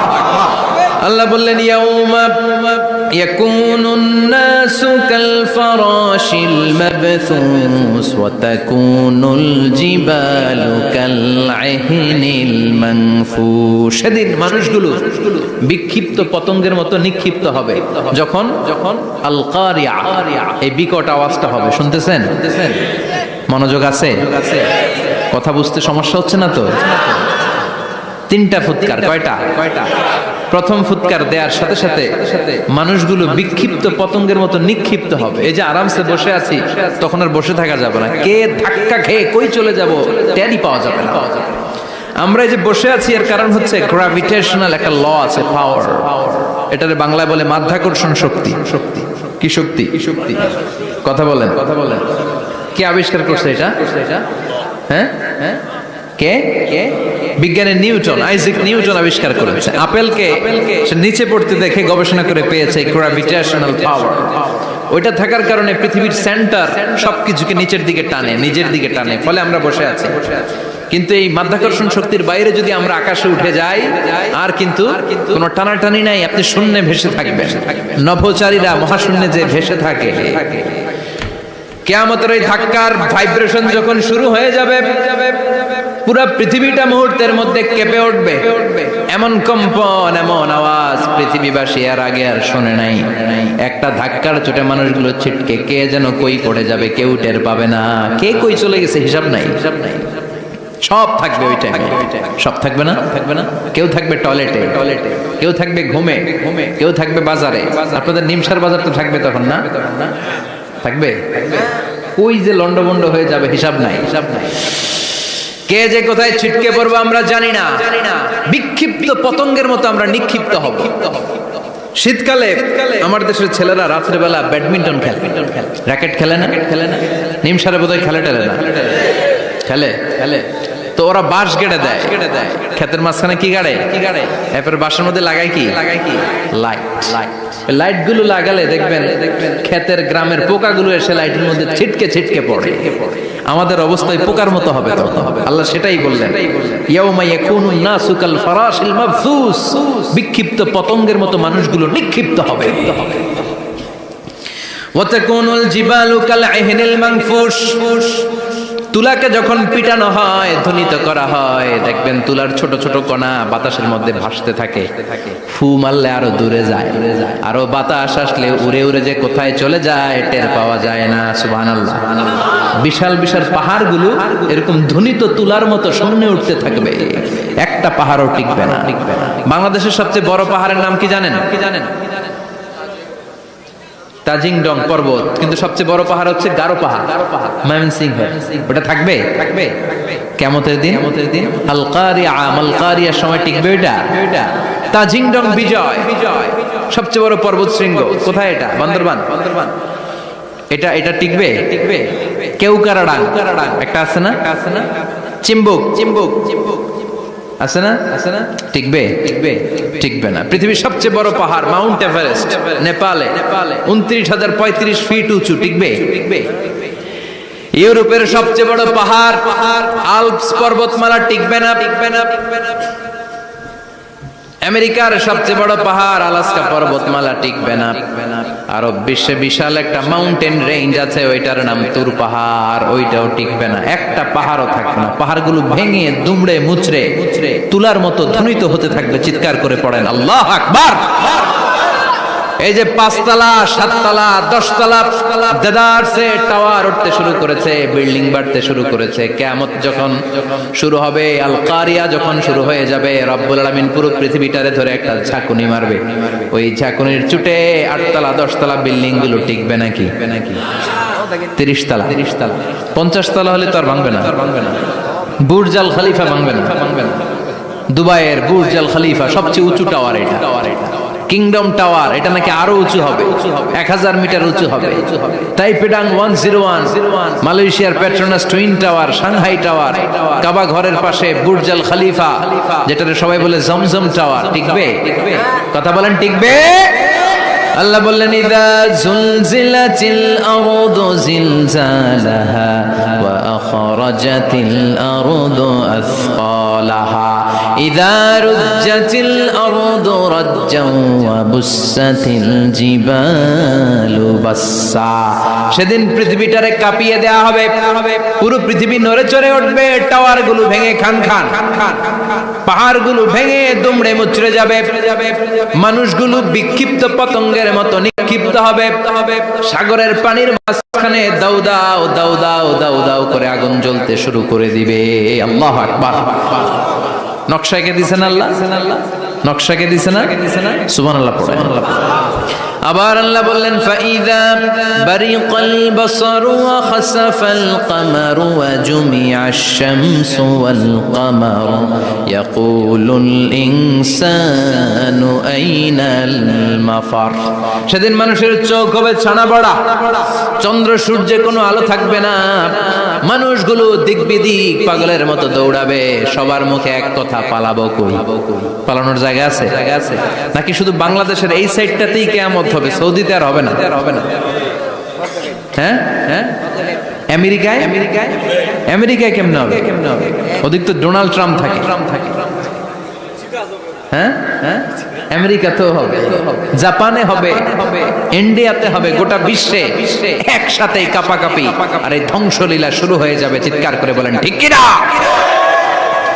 আল্লাহ বলেন ইয়াউমা নাতমিস সামা কাতাইয়িস সিজিল লিল কুতুব।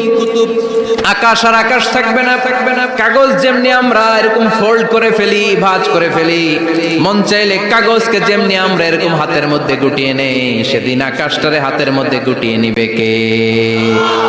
মানুষগুলো পাগলের মতো দৌড়াবে। কেউ থাকবে টয়লেটে, কেউ হসপিটালে, কেউ মাজারে, কেউ বাজারে, যে যেখানে থাক শুরু হয়ে যাবে কিয়ামতের এই ভয়াবহ দৃশ্য। দুধের বাচ্চাকে রেখে দিয়ে মা দৌড়ে পালাবে। দুধের বাচ্চা রেখে মা কোথাও যায়? কলিজার টুকরা এটা, দুধের বাচ্চা, এটারে ফেলে মা কোথাও যায় না। কিন্তু কিয়ামতের এই ঝাঁকুনির দৃশ্য দেখে আল কারিয়া মাল ওয়া মা আদরাকা মাল, এই দৃশ্য দেখে দুধের বাচ্চারে রেখে মা দিবে দৌড়। অনেক গর্ভবতী মহিলা থাকবে এই কিয়ামতের সময়ে, যাদের পেটের ভেতরে 2 মাসের বাচ্চা, 3 মাসের বাচ্চা, অপরিপক্ক অপরিণত, বাচ্চাটা এখনো বড় হয় নাই, কোন বাচ্চার হাত পা এখনো হয় নাই। কিয়ামতের এই ভয়ঙ্কর দৃশ্যটা দেখে জায়গার মধ্যে 3 মাসের অপরিণত বাচ্চাটা, রব্বুল আলামিন বলেন ইয়া আইয়ুহাল্লাযীনা আমানু কু আনফুসাকুম ওয়া আহলিকুম নারা ওয়াকুদুহান নাসু ওয়াল হিজারা আলাইহা মালাইকাতুন গিলাযুন শিদাদুন লা ইয়াসুনাল্লাহা মা আমারাহুম ওয়া ইয়াফআলুনা মা ইউমারুন। সুবহানাল্লাহ পড়েন। আল্লাহ ডেকে বলেন, গোলাম নিজেরাও জাহান্নামের আগুন থেকে বাঁচো, নিজেদের পরিবারদেরকেও জাহান্নামের আগুন থেকে বাঁচাও, নিজেও জাহান্নামের আগুন থেকে বাঁচো, নিজের মাকেও বাঁচাও, নিজেও বাঁচো, বাবাকেও বাঁচাও, নিজেও জাহান্নামের আগুন থেকে বাঁচো, নিজের স্ত্রীকেও বাঁচাও, নিজেও জাহান্নামের আগুন থেকে বাঁচো, নিজের সন্তান সন্ততিদেরকেও বাঁচাও। ঠিক কিনা? নাকি আপনি একা জান্নাতে যেতে চান? আমি জান্নাতে, আমার বাবা জাহান্নামে, এটা ভাল লাগবে? আমি জান্নাতে, আমার মা জাহান্নামে, এটা আমরা চাই? আমি জান্নাতে, আমার স্ত্রী জাহান্নামে, আমি জান্নাতে, আমার ছেলেরা জাহান্নামে, এটা চাই আমরা? আমরা চাই সবাই মুমিন পরিবার দুনিয়াতে যেমনি একসাথে, আমরা জান্নাতেও থাকবো একসাথে। আওয়াজ করে বলতে হবে, ঠিক কিনা? কু আনফুসাকুম ওয়া আহলিকুম নারা, নিজেও জাহান্নামের আগুন থেকে বাঁচো, পরিবারকেও বাঁচাও, নিজেও জান্নাতি হতে হবে, পরিবারের সব সদস্যদেরকেও জান্নাতি সদস্য বানাতে হবে। এজন্য আল্লাহর হাবিবকে আল্লাহ পাক আদেশ করছেন, ওয়ামুর আহলাকা বিসসালাতি ওয়াসতাবির আলাইহা। ও নবী, আপনি একা নামাজ পড়লেই হবে না, আপনার কন্যা ফাতেমার নামাজের কথা বলেন, আপনার কন্যা জাইনাবকে নামাজের কথা বলেন, রুকাইয়াকে নামাজের কথা বলেন, উম্মে কুলসুমকে নামাজের কথা বলেন, আপনার প্রাণাধিক প্রিয় স্ত্রী খাদিজাকেও নামাজের কথা বলেন, আপনার স্ত্রী আয়েশারেও নামাজের কথা বলেন। ঠিক কিনা? নামাজ একা বললে হবে না, আপনিও নামাজে যাবেন, সন্তানটারেও নামাজে নিয়ে যাবেন। মসজিদে পারা যাবে না? আপনাদের এলাকার মসজিদগুলোকে বাচ্চাদেরকে ঢুকাতে দেন তো আপনারা, না নিষেধ? মসজিদে বাচ্চাদেরকে নিয়ে আসা যাবে না, নিষেধ, এরকম সাইনবোর্ড আছে? হ্যাঁ, পারোডাগারে আছে না? বাচ্চাদেরকে নিয়ে যাবেন, বাচ্চাদেরকে নিয়ে ঢুকবেন, একেবারে ছোট বাচ্চা না, মসজিদের আদব বুঝে, বুঝাইলে বুঝবে, ডায়াপার পরিয়ে নিয়ে যাবে। বাচ্চারা দুষ্টামি করবে, এটা ঠিক, লাফালাফি করবে, তো দুষ্টামি লাফালাফি তো বাচ্চারাই করবে না, আমরা করব? কথা বলেন। 70 বছরের এক মুরব্বী যদি লাফায়, বয়স কত, উনি লাফাইতেছে, চকলেট দাও চকলেট দাও, ভাল লাগবে? এই আবদারটা বাচ্চারা করলে ভাল লাগবে, ঠিক কিনা? তো বাচ্চারা লাফাবে, কান্না করবে, গ্লাস ভাঙচুর করবে, অনেক কিছু করবে, এটা বাচ্চাদের সাথে মানায়। তারপরও মসজিদে নিয়ে যাব। ইমাম সাহেব যারা আছেন, আইম্মাতুল মাসাজিদ, মসজিদে বিশেষ করে জুমার দিন চকলেট নিয়ে যাবেন। বাচ্চা দেখলেই চকলেট দেওয়ার দরকার আছে না নাই? আপনি যদি চকলেট দেন, এই বাচ্চার স্মৃতিতে আপনার কথা আজীবন থাকবে, জীবনেও বাচ্চার মেমোরি থেকে আপনার নাম ডিলিট হবে না। চিল্লা এখন, ঠিক কিনা? আর যদি গালি দেন, যদি মসজিদ থেকে তাড়ায় দেন, তাহলে বড় হয়ে বলবে, এক বদের হাট দিয়েছিলাম গে ইমাম, আমি মসজিদে গেলেই খালি ধমক দিত। আছে না নাই? গালি খাবেন আপনি, বদদোয়া খাবেন আপনি। এজন্য ছোট্ট বাচ্চাদেরকে মসজিদে নিয়ে যান। তুরস্কের মসজিদে বিভিন্ন সাইনবোর্ড লেখা থাকে, ওখানে ওরা লিখে দিয়েছে, আমি দেখলাম, যে জামাত চলা অবস্থায় পেছনে যদি বাচ্চাদের কিচির মিচির আর চিৎকার চেঁচামেচি শুনতে না পাওয়া যায়, তাহলে ভবিষ্যৎ প্রজন্ম নিয়ে আপনারা আশঙ্কায় থাকুন। ঠিক কিনা? আমরা জামাতে নামাজ পড়তেছি, পিছনে যদি চিল্লাচিল্লি শোনা যায়, তাহলে বোঝা গেল আমার ছেলে, আমার নাতি, এরা সব নামাজি হচ্ছে, মসজিদে আসছে। ঠিক কিনা? আমরা তারাবি পড়তেছি, পিছনে বাচ্চাদের আওয়াজ নাই, বোঝা গেল ভবিষ্যৎ প্রজন্ম এগুলো মুসল্লি হচ্ছে না, এগুলো ঘরে বসে বসে ভিডিও গেমস খেলে। চিল্লায় বলো, ঠিক কিনা? এজন্য বাচ্চাদেরকে মসজিদে নেওয়ার কোনো বিকল্প নাই, নিতেই হবে। বুঝাবেন, বুঝাবেন যে আব্বু, এটা আমাদের এবাদত গা, এখানে আমরা আল্লাহর ইবাদত করি, আল্লাহর জিকির করি, এখানে দুষ্টুমি করতে হয় না, এখানে চিৎকার চেঁচামেচি করতে হয় না, এখানে আল্লাহকে ডাকতে হয়, এখানে আল্লাহরে সেজদা দিতে হয়। সময়ের বিবর্তনে, কালের আবর্তনে দুষ্টুমি করতে করতে বাচ্চাটা বুঝে যাবে যে মসজিদে কি করতে হয় আর কি করতে হয় না। ঠিক কিনা? এজন্য অবশ্যই অবশ্যই এবং অবশ্যই বাচ্চাদেরকে আপনারা মসজিদে নিয়ে যাবেন, যাতে আমাদের ভবিষ্যৎ প্রজন্ম নামাজি হয়, আমাদের ভবিষ্যৎ প্রজন্মটা মুসল্লি হোক, নামাজি হোক। আমরা চাই কি চাই না? আমাদের ফ্যামিলিগুলো নামাজি হোক, জান্নাতি ফ্যামিলি হোক। ফ্যামিলিতে রেখেছেন আল্লাহ সুখ আর শান্তি। এখানে আছে যত্ন, ভালোবাসা, দুঃখ কষ্ট ভাগাভাগি করে নেয়ার প্রশিক্ষণ, ঠিক কিনা? ফ্যামিলি, পরিবারকে ইসলাম এত গুরুত্ব দিয়েছে কেন জানেন? গোটা বিশ্বের সব জায়গায় যদি ইসলাম পালন নিষিদ্ধ হয়, আমার পরিবারের ভেতরে আমার ইসলাম পালনের সুযোগ আছে না নাই? বাইতুল মোকাররমে খুতবা দেয়া নিষেধ, মসজিদে নামাজ পড়া নিষেধ, দাড়ি নিয়ে রাস্তায় চলা নিষেধ, টুপি পড়া নিষেধ, কিচ্ছু করা যাবে না, সব জায়গায় নিষেধ। কিন্তু আমার বেডরুমের ভিতরে নিষেধ করার ক্ষমতা কারো আছে? এজন্য পরিবারের অনেক গুরুত্ব। গোটা বিশ্বে যদি ইসলাম পালন নিষিদ্ধ হয়, আমার পরিবারের ভেতরে কেউ নজরদারি করতে পারবে? এজন্য ইসলাম পরিবার গঠন, পরিবার সংরক্ষণ, পরিবারের মধ্যে ইসলামিক প্রশিক্ষণ, তাহজিব, তামাদ্দুন, ট্রেইন আপ করাকে আমাদের জন্য আবশ্যক করে দিয়েছেন। আলহামদুলিল্লাহ পড়েন। এখানে আমাদের আর পাশ্চাত্যের সমাজের পার্থক্য। আমরা রক্ষণশীল, কিন্তু পাশ্চাত্যে এই পরিবার নাই। ওদের পরিবারগুলোতে, ওদের সমাজে দেখবেন যে ব্রোকেন ফ্যামিলির সংখ্যা বেশি, এরা বিয়ে করতে চায় না। আমরা বিয়ে করি, কারণ বিয়ে করা আমার নবীর সুন্নাহ, ঠিক কিনা? কিন্তু ওয়েস্টে দেখবেন ওরা বিয়ে করে না, ওরা বিয়ের পরিবর্তে লিভ টুগেদার করে। কি করে? ওদের সোসাইটিটারে ওরা বলে ফ্রি সেক্সের সোসাইটি, অবাধ যৌনাচার। এখানে অবাধ যৌনাচার, কোনো বাধা নাই। আজকে বিয়ে করে, কালকে ডিভোর্স। তারা অবাধ স্বাধীনতা দিতে দিতে এখন হোমোসেক্সুয়ালিটির পথে হাঁটছে। এখন ছেলেতে ছেলেতে বিয়ে করে, মেয়েতে মেয়েতে বিয়ে করে। বেশিরভাগ ফ্যামিলিতে ছেলেগুলোর বাবা আছে, মা নাই, মা আছে, বাবা নাই। কয়টা যে বিয়ে করছে, কয়টা যে ডিভোর্স হয়েছে নিজেরাও জানে না। আমরা কি এমন পরিবার চাই? এজন্য অপ্রকৃতস্থ মানুষের সংখ্যা খুব বেশি। পাগল হয়ে বড় হয়ে উঠছে ওরা, পাগল, মেন্টালি ডিসঅর্ডার। এজন্য ওয়েস্টে আত্মহত্যার সংখ্যা বেশি, সুইসাইডের সংখ্যা বেশি। প্রায় শুনবেন একজন লোক গান নিয়ে বেরোয়, রাস্তার কিছু লোককে শুট করেছে, কিছু লোককে হত্যা করার পরে নিজে নিজেকে সুইসাইড করে শেষ। এরকম আছে না নাই? কিন্তু আমাদের মুসলিম সমাজে কি এগুলো আছে? নাই। কারণ আমাদের পারিবারিক বন্ধন আছে না নাই? আমরা বাবা মা ভাই বোন আমাদের ভালোবাসাগুলো একাকার করে ফেলি। এজন্য আমাদের ভালোবাসা দিবস লাগে না।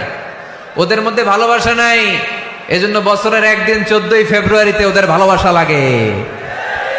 আমাদের ভালোবাসা লাগে? আমাদের সকালে ভালোবাসা আছে না নাই? বিকালে আছে না নাই? আল্লাহর জন্য ভালোবাসা আছে না নাই? নবীর জন্য আছে না নাই? রাসূল আমারে ভালোবাসা, রাসূল আমার আলো আশা, রাসূল আমার প্রেম বিরহের মূল আলোচনা, রাসূল আমার কাজে কর্মের অনুপ্রেরণা। পড়েন আমিন। আমাদের সপ্তাহে 7 দিন ভালোবাসা, আমাদের দিনের 24 ঘন্টায় ভালোবাসা, মাসের 30 দিনে আমাদের ভালোবাসা, বছরের 365 দিন আমাদের ভালোবাসা। এর জন্য আলাদা করে ভালোবাসা দিবস আমাদের লাগে না। জোরে বলতে হবে, ঠিক কিনা? ওদের যেহেতু ভালোবাসা নাই, ওদের মধ্যে ভালোবাসার কতটা অভাব আপনি অবাক হয়ে যাবেন। ভাই বোন, বাবা মা রেস্টুরেন্টে খেতে গেলে ভাইয়ের বিল ভাই দেয়, বোনের বিল বোন দেয়, মায়ের বিল মা দেয়, বাবার বিল বাবা দেয়। কল্পনা করছেন? ভালোবাসা যে নাই, এটা দেখতে চাইলে আপনার পাশ্চাত্যের প্রিজন সেলগুলো দেখতে যেতে হবে, জেলখানা। আপনি যদি আমেরিকার জেলখানাগুলোতে যান, আপনি যদি ওয়েস্টের ওল্ড হোম বৃদ্ধাশ্রমগুলোতে যান, তাহলে দেখবেন বছরের একদিন তারা বাবাকে একটা কার্ড দিয়ে আসে, ইন্টারন্যাশনাল ফাদার্স ডে, বিশ্ব বাবা দিবস। বছরে একদিন বাবারে হাই হ্যালো দিয়ে আসে, কিছু টাকা দিয়ে আসে। ইন্টারন্যাশনাল মাদার্স ডে, বিশ্ব মা দিবস। বছরের একদিন। মা, সারা বছর তো তোমার কথা মনে থাকে না, কিন্তু মা দিবসে তোমারে ভুলি নাই, এটা লিখে একটা কার্ড দিয়ে আসে, কিছু টাকা দিয়ে আসে। বাবা মায়ের প্রতি ভালোবাসা আমাদের জন্য কি নির্দিষ্ট কোনো দিনের সাথে সীমাবদ্ধ? সারা বছর আমাদের ভালোবাসা আছে না নাই? এজন্য আমাদের ফাদার্স ডে লাগে না, আমাদের মাদার্স ডে লাগে না, আমাদের ভ্যালেন্টাইন্স ডে লাগে না। এগুলোতে আমরা বিশ্বাসী না, এগুলো আমরা বিশ্বাস করি না। এই দিবস ফিবসে আমরা বিশ্বাসী না। কিছুদিন আগে দেখলাম পালন হইল বিশ্ব ডিম দিবস। কি দিবস শুনছেন আপনারা? পত্রিকায় দেখলাম যে বিশ্ব ডিম দিবস। কয়দিন পরে শুনবেন বিশ্ব বাঁশ দিবস। যেই হারে লোকজন একে অপরে বাঁশ দেয়, বিশ্ব বাঁশ দিবস। এরপর শুনলাম আরেকটা আছে বিশ্ব চিন্তা দিবস। কি দিবস? তাই বললাম এই দিবসের প্রতিপাদ্য কি? তো বললো হুজুর এই দিবসে আমরা সবাই মিলে চিন্তা করি যে আসলেই আমাদের কি চিন্তা করা দরকার। তা আমরা এই দিবসে বিশ্বাস করি না, ঠিক কি না? আমাদের সব সময় ভালোবাসা আছে না নেই? আমাদের ভালোবাসা আল্লাহর জন্য, আমাদের ভালোবাসা রাসূলের জন্য, আমাদের ভালোবাসা কোরআনের জন্য, আমাদের ভালোবাসা একে অপরের জন্য, ঠিক কি না? তো এই জন্য প্রিয় ভাইরা, পরিবারটা অনেক গুরুত্বপূর্ণ। এই কোরআন পরিবারকে অনেক গুরুত্বের সাথে কনসিডার করেছে। কোরআনে একটা সূরাই আছে যে সূরাতে শুধু পরিবারের বিষয় নিয়ে কথা বলেছে। সূরাটার নাম সূরাতুত তালাক। সূরাতুত তালাক, অ্যাড্রেসিং দ্য ফ্যামিলি ম্যাটার্স। এখানে শুধু ফ্যামিলি ম্যাটার নিয়ে কথা বলা হয়েছে। এই কোরআনে আরেকটা সূরা আছে, এটার নাম সূরাতু আলে ইমরান। ইমরানের পরিবারের নামে আল্লাহ একটা সূরা দিয়েছে। আওয়াজ করে পড়েন সুবহানাল্লাহ। এজন্য আমাদের পরিবারগুলো ভালোবাসায় সিক্ত হোক, সমৃদ্ধ হোক, সুখী হোক, শান্তিময় পরিবার হোক। আমরা চাই না? সবাই চান? পিছনের বাইরা তো চায় না। তো বলেন না কেন? আমাদের পরিবার সুখময় শান্তিময় হোক আমরা চাই কি চাই না? চাই। আজকের এই চমৎকার রজনীতে কিছু টিপস, কিছু ফর্মুলা আপনাদের সাথে শেয়ার করব। এই ফর্মুলাগুলো আমাদের পরিবারে অ্যাপ্লাই করলে দেখবেন এমনি শান্তি চলে আসছে কোরআন সুন্নাহর আলোকে। কারণ কোরআন আছে যেখানে শান্তি আছে, সুন্নাহ আছে যেখানে শান্তি আছে। মূল আলোচনা আমরা শুরু করছি। আপনারা মনোযোগী হয়ে কথা বন্ধ করে কান দুটো খরগোশের কানের মতো খাড়া করে শুনুন। এই মাহফিলগুলো তখনই সার্থক হবে যখন এখান থেকে কিছু আমরা নিয়ে যেতে পারবো, ঠিক কি না? কিভাবে পরিবারে শান্তি আসবে? অনেকে বলে হুজুর শান্তি নাই, ঘরটার ভেতরে ঢুকতেই মনে চায় না, সারা দুনিয়া ঘুরে বেড়াই, ভাল লাগে, ঘরে ঢুকলেই জাহান্নাম। আছে না নাই? আমরা চাই না আমার ঘর জাহান্নামের টুকরা হোক। আমরা চাই আমার ঘর শান্তি আর ভালোবাসায় ভরপুর থাক, তাই না? কি করে ঘরে শান্তি আনবেন পাড়াডগারের ভাইরা? আজকের এই আলোচনার পরে আমাদের পাড়াডগারে থাকবে শুধু শান্তি আর শান্তি। কথা কয় না? ইনশাল্লাহ পড়েন। ঘরে শান্তি আনার প্রথম মাধ্যম হচ্ছে ঘরে ঢুকেই সালাম দিবেন। এখন মারামারি লাগবে, কে আগে দিবে? আই না হেতি? হেতি কইব আন্নে দেন, আর আন্নে কইবেন হেতি দেখ। ঠেলাঠেলি আছে না নাই? এই ইগো প্রবলেম আমাদেরকে শেষ করে দিল। Ego, dominating attitude. কে বড়? কেউ বড় না, বড় একজন, তিনি কে? এজন্য আমরা পড়ি আল্লাহু আকবার। আকবার মানে কি? আকবার মানে তিনি সবচেয়ে বড়। তো শান্তি আনার প্রথম ফর্মুলা হচ্ছে শান্তির বাণী ঘরে ঢুকাইতে হবে। এখন ঘরে শান্তির বাণী ঢুকান না, শান্তি আসবে কোত্থেকে? সালাম অর্থ কি? কথা বলেন। সালাম সালাম হাজার সালাম সকল শহীদ স্মরণে, আমার হৃদয়ে রেখে যেতে চাই তাদের স্মৃতির চরণে। পড়েন আমিন। আমাদের সকল ভাষা শহীদ আর মুক্তিযোদ্ধা, তাদের প্রতি আজকের এই মাহফিলের পক্ষ থেকে আমরা জানাচ্ছি সালাম। শান্তি ছড়িয়ে পড়ুক বিশ্বময়। আমরা কি যুদ্ধ চাই? কি চাই? তো শান্তির বাণীটাকে ঘরে ঢুকান, দেখবেন দরদর করে শান্তি নেমে আসতেছে। তাহলে পরিবারে শান্তি আনার প্রথম টিপস হচ্ছে ঘরে ঢুকে আগে কি দিবেন? সবাই বলেন কি দিবেন?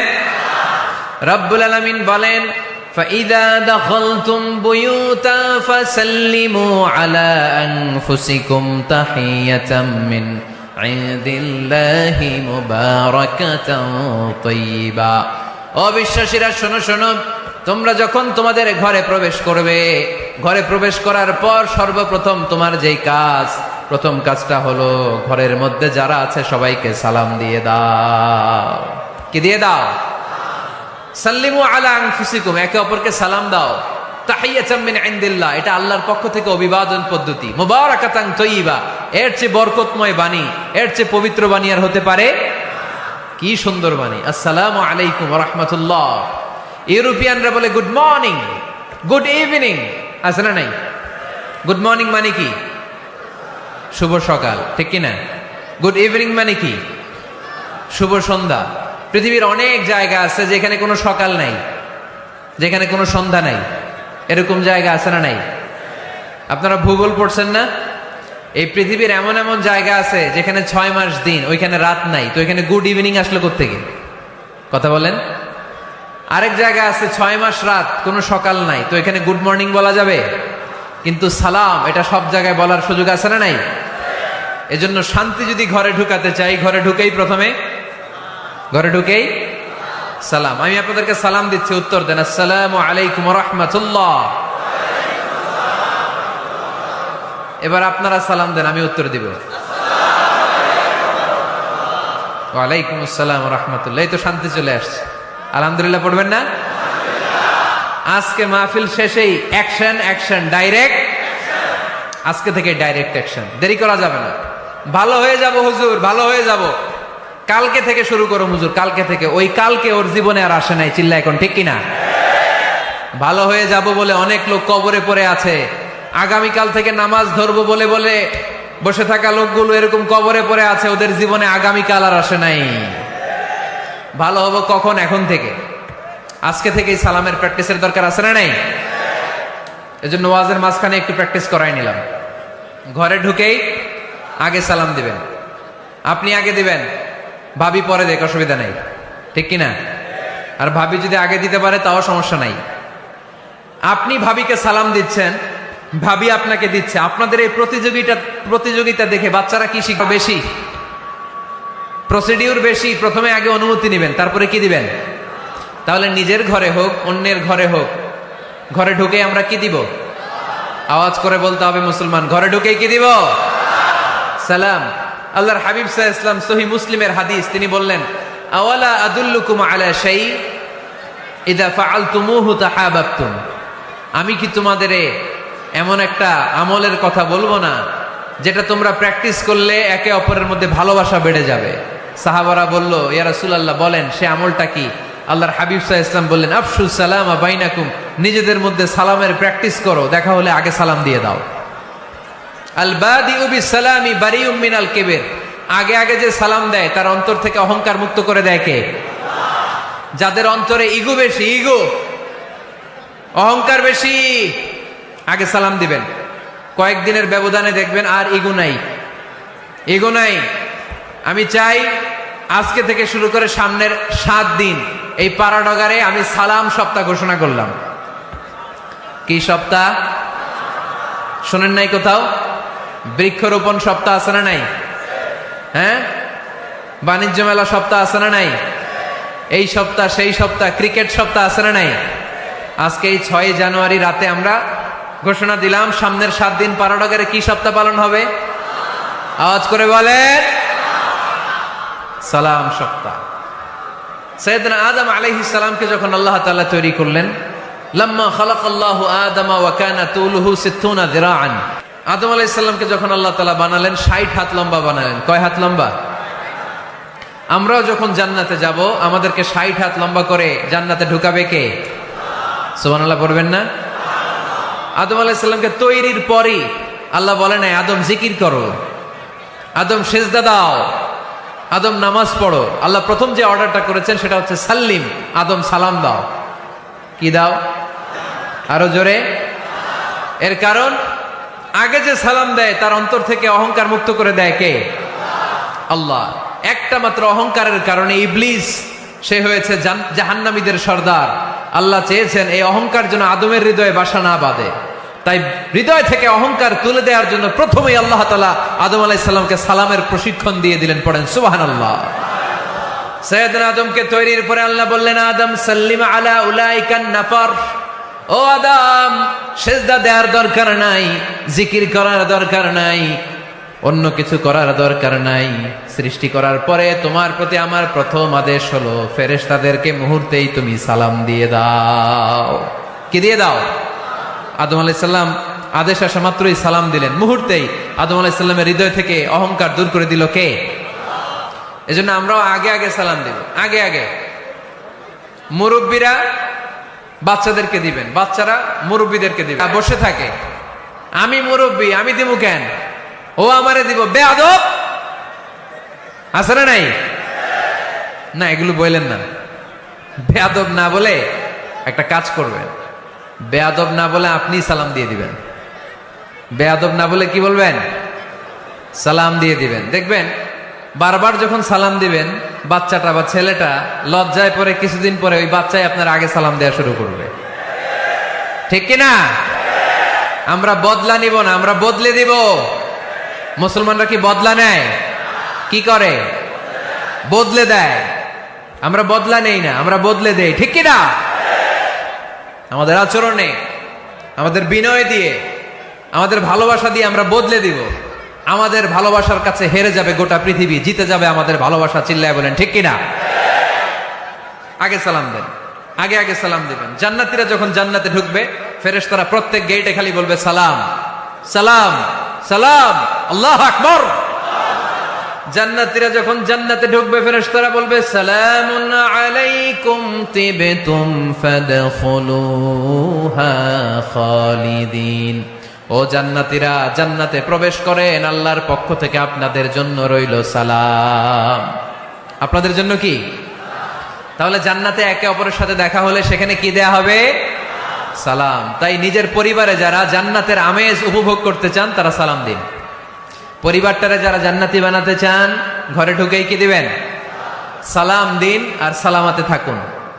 প্রথম ফর্মুলা বুঝতে পারছেন? ঘরে শান্তি আনার প্রথম ফর্মুলা কি? আওয়াজ করে বলতে হবে, সেটা কি? সালাম।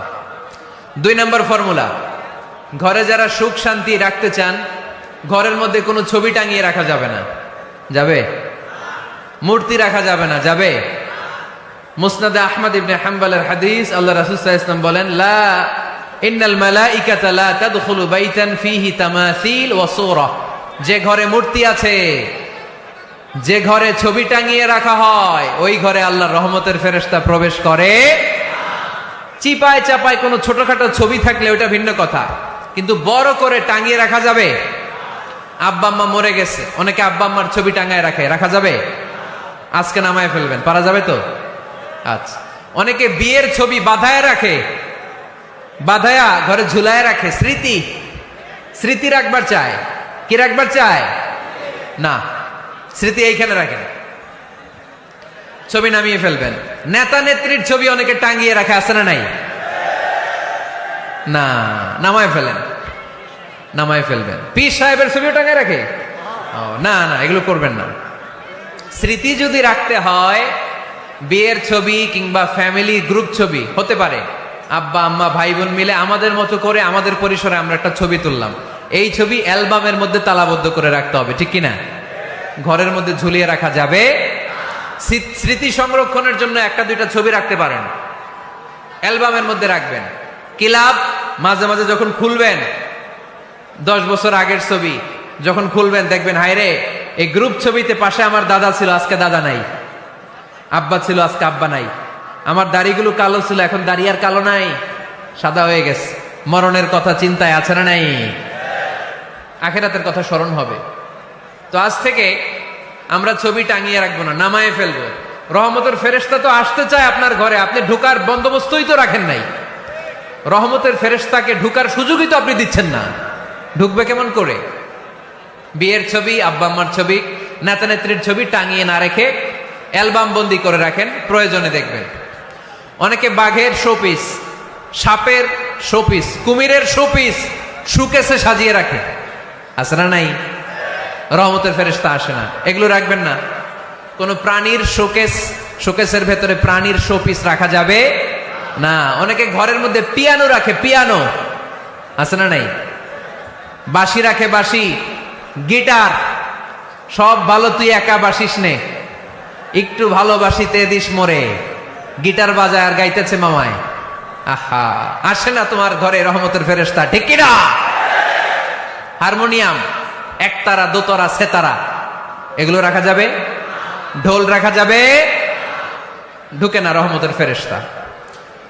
তো রহমতের ফেরেশতা রহমতের পায়গাম নিয়ে আসবে আপনার ঘরে। যদি আপনি চান, ছবি নামিয়ে ফেলুন, মূর্তি সরিয়ে ফেলুন, দোতরা, ঢোল বাদ্য এগুলো ভেঙে ফেলে দেন। আল্লাহ রাসূল সাল্লাল্লাহু আলাইহি ওয়াসাল্লাম বললেন, বুইসতু আন উকাসসিরাল মাযামির, ঢোল বাদ্য, হারমোনিয়াম, গিটার এগুলোকে ভেঙে মাটির সাথে গুঁড়িয়ে দেওয়ার জন্য বিশ্ব নবীকে আল্লাহ তাআলা জামিনে পাঠিয়েছে। ঢোল বাজানো হারাম, এগুলো বাজাবেন না, রহমতের ফেরেশতা আসবে না। কোন হেভি মিউজিক্যাল ইনস্ট্রুমেন্ট ঘরে রাখা যাবে না।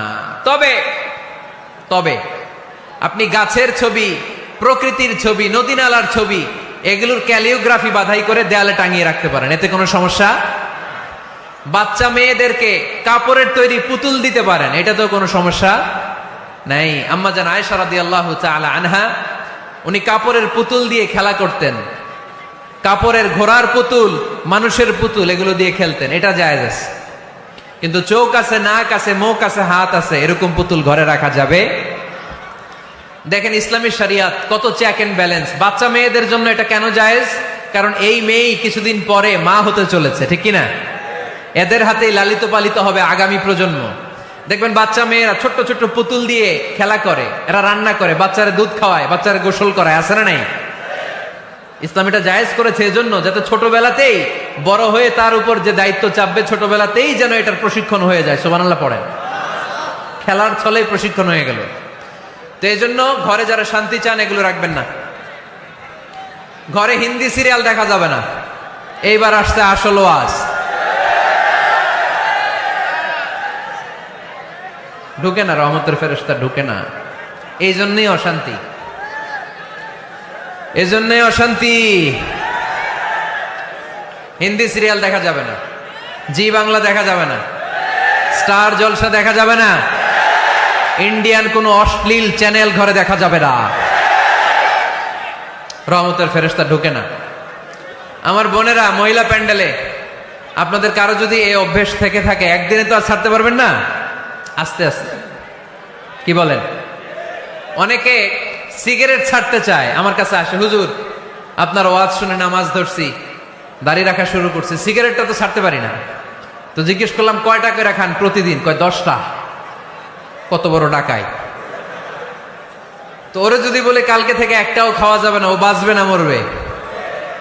মরবে। তো আমি বললাম চালায় যান, চালায় যান, অল্প অল্প। এই সপ্তাহ একটু কমায় খায়েন, 8টা করে খায়েন, পরের সপ্তাহ 5টা করে খায়েন, কমাইতেস। এরপরের সপ্তাহ 3টা, পারতেস। এরপরের সপ্তাহ 2টা, তাও পারলো। এরপরের সপ্তাহ 1টা। যেই সপ্তাহ উনি 1টা করে খায়, পরের সপ্তাহে বাদ দেওয়া যাবে না? গ্রাজুয়ালি। অনেক এলিট সোসাইটির ফ্যামিলি, তাদের বাবারা আমার কাছে আস, বলে হুজুর ধন সম্পদ সোশ্যাল স্ট্যাটাস আল্লাহ কম দেয় নাই, তো আপনার ওয়াজ শুনে আলহামদুলিল্লাহ আমরা পরিবর্তিত হতে শুরু করেছি, আমরা এখন নামাজ টামাজ পড়তেছি। তো মেয়েগুলো পর্দা করে না হুজুর, পর্দা করে না। কি করি? হিপ হপ স্টাইলের মেয়ে, টাইট ফিটিং। কি ফিটিং?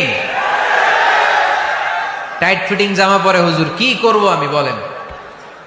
তো এদেরকেও আমি বলি ধীরে সুস্থে চালায় যাইতে বলেন, চালায় যাক আস্তে আস্তে।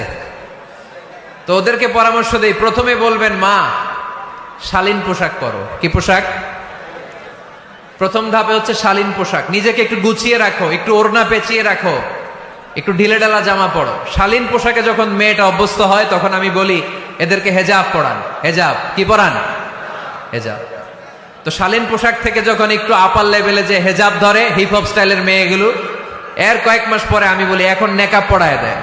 এখন কি নেকাব? মানে শুধু চোখ দেখা যাবে, আর কিছু দেখা যাবে না। আস্তে আস্তে এরকম অনেক ফ্যামিলির ক্ষেত্রে আমি শুনেছি, আগে হিপ হপ স্টাইলের মেয়ে ছিল, পরে আস্তে আস্তে শালীন পোশাক ধরেছে, তার কিছুদিন পরে আস্তে আস্তে হেজাব ধরেছে, এরপরে এখন নেকাব ধরেছে। আলহামদুলিল্লাহ পড়বেন না? এখন হিপ হপ স্টাইলের মেয়ে হাফ নেকেড চলে, ওরা যদি কালকেই পড়ি হাত মোজা পর, পা মোজা পর, পারবেও? এজন্য ধীরে সুস্থে আস্তে আস্তে আওয়াজ করে বলেন ঠিক কিনা? তাহলে টিভিতে গান বাজনা, আজে বাজে হিন্দি সিরিয়াল, অশ্লীল নাটক, সিনেমা পাড়াডগারে আজকে থেকে আর দেখা যাবে? যারা ফ্যামিলিতে অশান্তি চান শুধু তারা দেখতে পারবে, ঠিক কিনা? আমরা যারা শান্তি চাই আমাদের ঘরে এগুলো চলবে না। চিল্লায় বলো ঠিক কিনা? তাইলে হুজুর টিভিতে কি দেখমু? কি দেখবেন? ইসলামী প্রোগ্রাম দেখবেন। কি দেখবেন?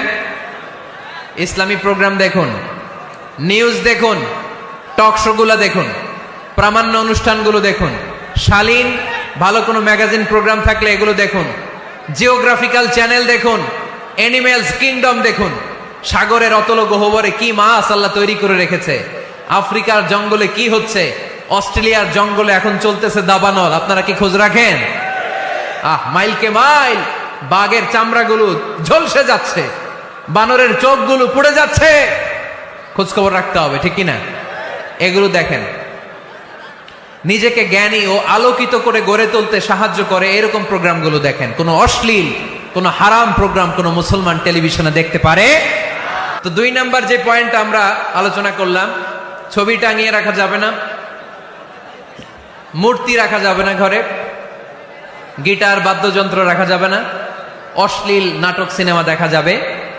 তাহলে ঘরটারে শান্তিতে ভরপুর করবে কে? কয়টা গেল?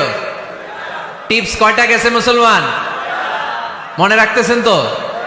আমি কিন্তু তাফসীর করি ক্লাসের মতো। কিসের মতো? It's a class. পড়া দিব আবার পড়া নিব, তা না হলে কিচ্ছু খেয়াল থাকে না। মাহফিল শেষ, সিগারেট একটা ধরাই ফেলছে, সেই রকম কণ্ঠ হুজুরের, সেই রকম হেব্বি কণ্ঠ হুজুরের, হেব্বি। টানতেছে কি? বিড়ি। টানে কি? তো কি লাভ হইছে? কি লাভ হলো? আমরা যেন কিছু শিখে যাই। 3 নাম্বার ফর্মুলা ঘরে শান্তি আনার, ঘরে মাঝে মাঝে একসাথে জামাতে নামাজ পড়বেন। শুনতেছেন? আমার কথা শুনতে পাচ্ছেন? The family that prays together stays together. যে ফ্যামিলিগুলো একসাথে নামাজ পড়ে, এই ফ্যামিলিগুলো একসাথে টিকে থাকে আজীবন। সুবহানাল্লাহ নাই? বাইরে বৃষ্টি, আপনি মসজিদে যেতে পারছেন না জামাতে নামাজ পড়ার জন্য, কি করবেন? ঘরের সবাই নিয়ে নিজে ইমাম হয়ে যাবেন। পারা যাবে? আরে শুরু করেন না, আজারি ভাইয়ের কথা শুনে শুরু করেন না, শান্তি আসবে। আল্লাহর কসম, ঘরে ঘরে শান্তি আসবে এই বাংলাদেশে, কিন্তু এগুলো অ্যাপ্লাই করতে হবে। তাহাজ্জুদের সময় একসাথে দাঁড়িয়ে যান। ডিসেম্বর মাসে বাচ্চাদের 15 দিনের ছুটি, তখন তাহাজ্জুদের প্র্যাকটিস করেন। আপনি ইমাম, আপনার পেছনে আপনার ছেলেরা, পিছনে আপনার মেয়েরা আর আপনার স্ত্রী। নারী পুরুষ এক কাতারে দাঁড়াতে পারে না। আমি আর রুবেল ভাই যদি জামাতে পড়ি, আমি ইমাম, রুবেল ভাই ডান দিকে, সমান সমান দাঁড়ানোর সুযোগ আছে না নাই? আছে। কিন্তু আমি যদি আমার স্ত্রীর সাথে জামাত করি, একসাথে দাঁড়ানো যাবে না। আমি সামনে, আমার স্ত্রী পেছনে। মাসালা বুঝতে পেরেছেন?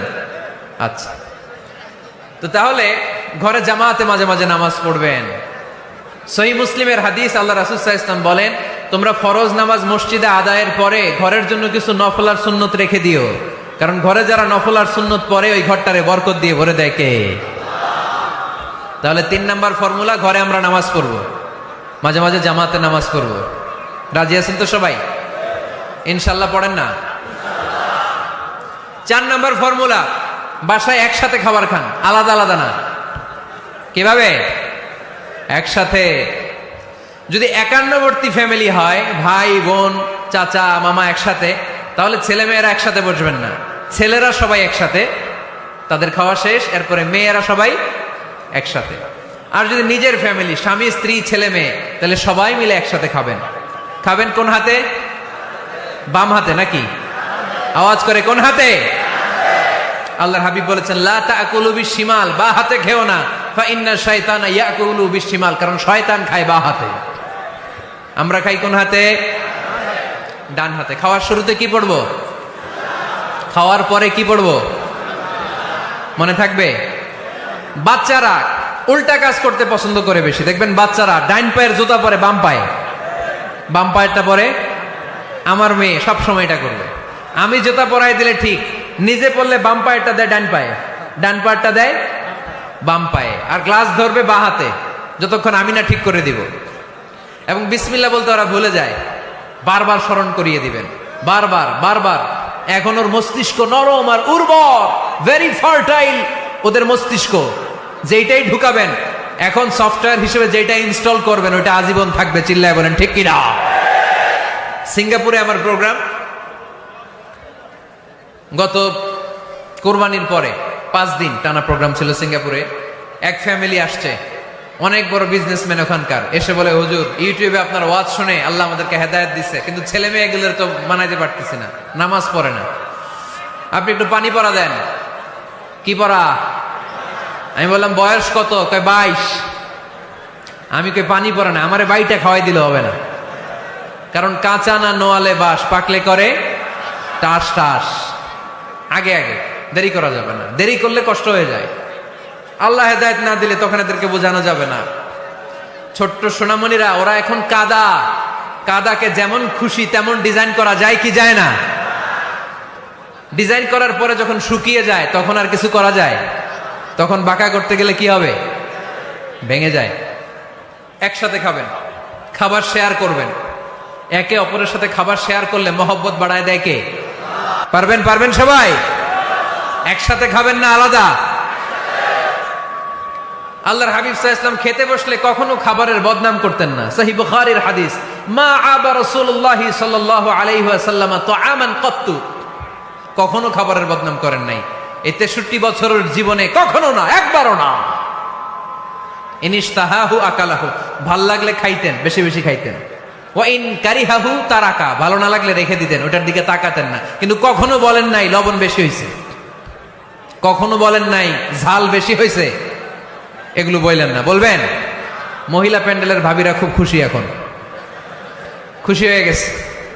ভাবিদেরকে বলবো, আপনারাও আপনাদের সর্বোচ্চটা দিয়ে ভাইয়ের জন্য রান্না করেন, যাতে ভাইয়ের খেতে কষ্ট না হয়, ঠিক কিনা? চেক এন্ড ব্যালেন্সের দরকার আছে না নাই? Islam is check and balance, very balanced religion, খুবই ভারসাম্যপূর্ণ জীবন ব্যবস্থা। খাবারের বদনাম করবেন না, খাবেন, খাওয়ার শেষে শুকরিয়া করবেন কার? আচ্ছা, কয়টা গেল? কয়টা গেল? আরো জোরে বলেন। মাশাআল্লাহ। 5 নাম্বার, ঘরে কোরআন তেলাওয়াত করবেন। কি করবেন? করেন, আপনারা করেন? হ্যাঁ, ঘরে কোরআন তেলাওয়াত করেন প্রতিদিন। ফজরের পরে পাড়াডগায়ের প্রতিটা পরিবার থেকে সুমধুর কোরআনের ধ্বনি ভেসে আসতে হবে। কথা কয় না? তা ঠিক বলেন না কেন আওয়াজ করে? প্রতিটা ঘরেই যেন কোরআনের সুমধুর বাণী উচ্চারিত হয়। এলাকার মসজিদের মক্তবগুলোতে হুজুর কোরআন পড়ায়, আছে এটা না? আমরা ছোটবেলা কিন্তু যাইতাম, আমি যাইতাম শাহী জামি মসজিদে, ওইখানে যে আমি কোরআন শিখছি। তো মসজিদগুলোতে আপনারা এই মক্তবের সিস্টেমটা চালু রাখবেন, প্রতিদিন সকালে কোরআন পড়বেন। কোরআন যেটা মুখস্থ করবেন স্ত্রীকে শোনাবেন, স্ত্রী আপনাকে শোনাবে। প্রতি মাসের জন্য একটা সূরা নির্ধারণ করেন। কোনটা? একটা। এক মাসে একটা ছোট্ট সূরা মুখস্থ করা যাবে না? ধরেন সূরাতুত তিন, ওয়াত তিনি ওয়াজ জাইতুন, এটা এক মাসে মুখস্থ করা যাবে না? যাবে। আজকে রাতেই আপনাদের ফ্যামিলি মিটিং এটা সিদ্ধান্ত নেবেন যে এই মাসের জন্য সবাই মিলে কোন সূরাটা পড়বেন। মুখস্থ করতে হবে, অর্থও জানতে হবে। আমার ফ্যামিলিতে এই মাসে চলতেছে সূরাতুদ দুহা। আমার ছোট মেয়েটা মুখস্থ করতেছে, একটা করে মুখস্থ করে আর শোনায়, আমিও ওরে শোনাই। আমার স্ত্রী আমাকে শোনায়, আমি আমার স্ত্রীকে শোনাই।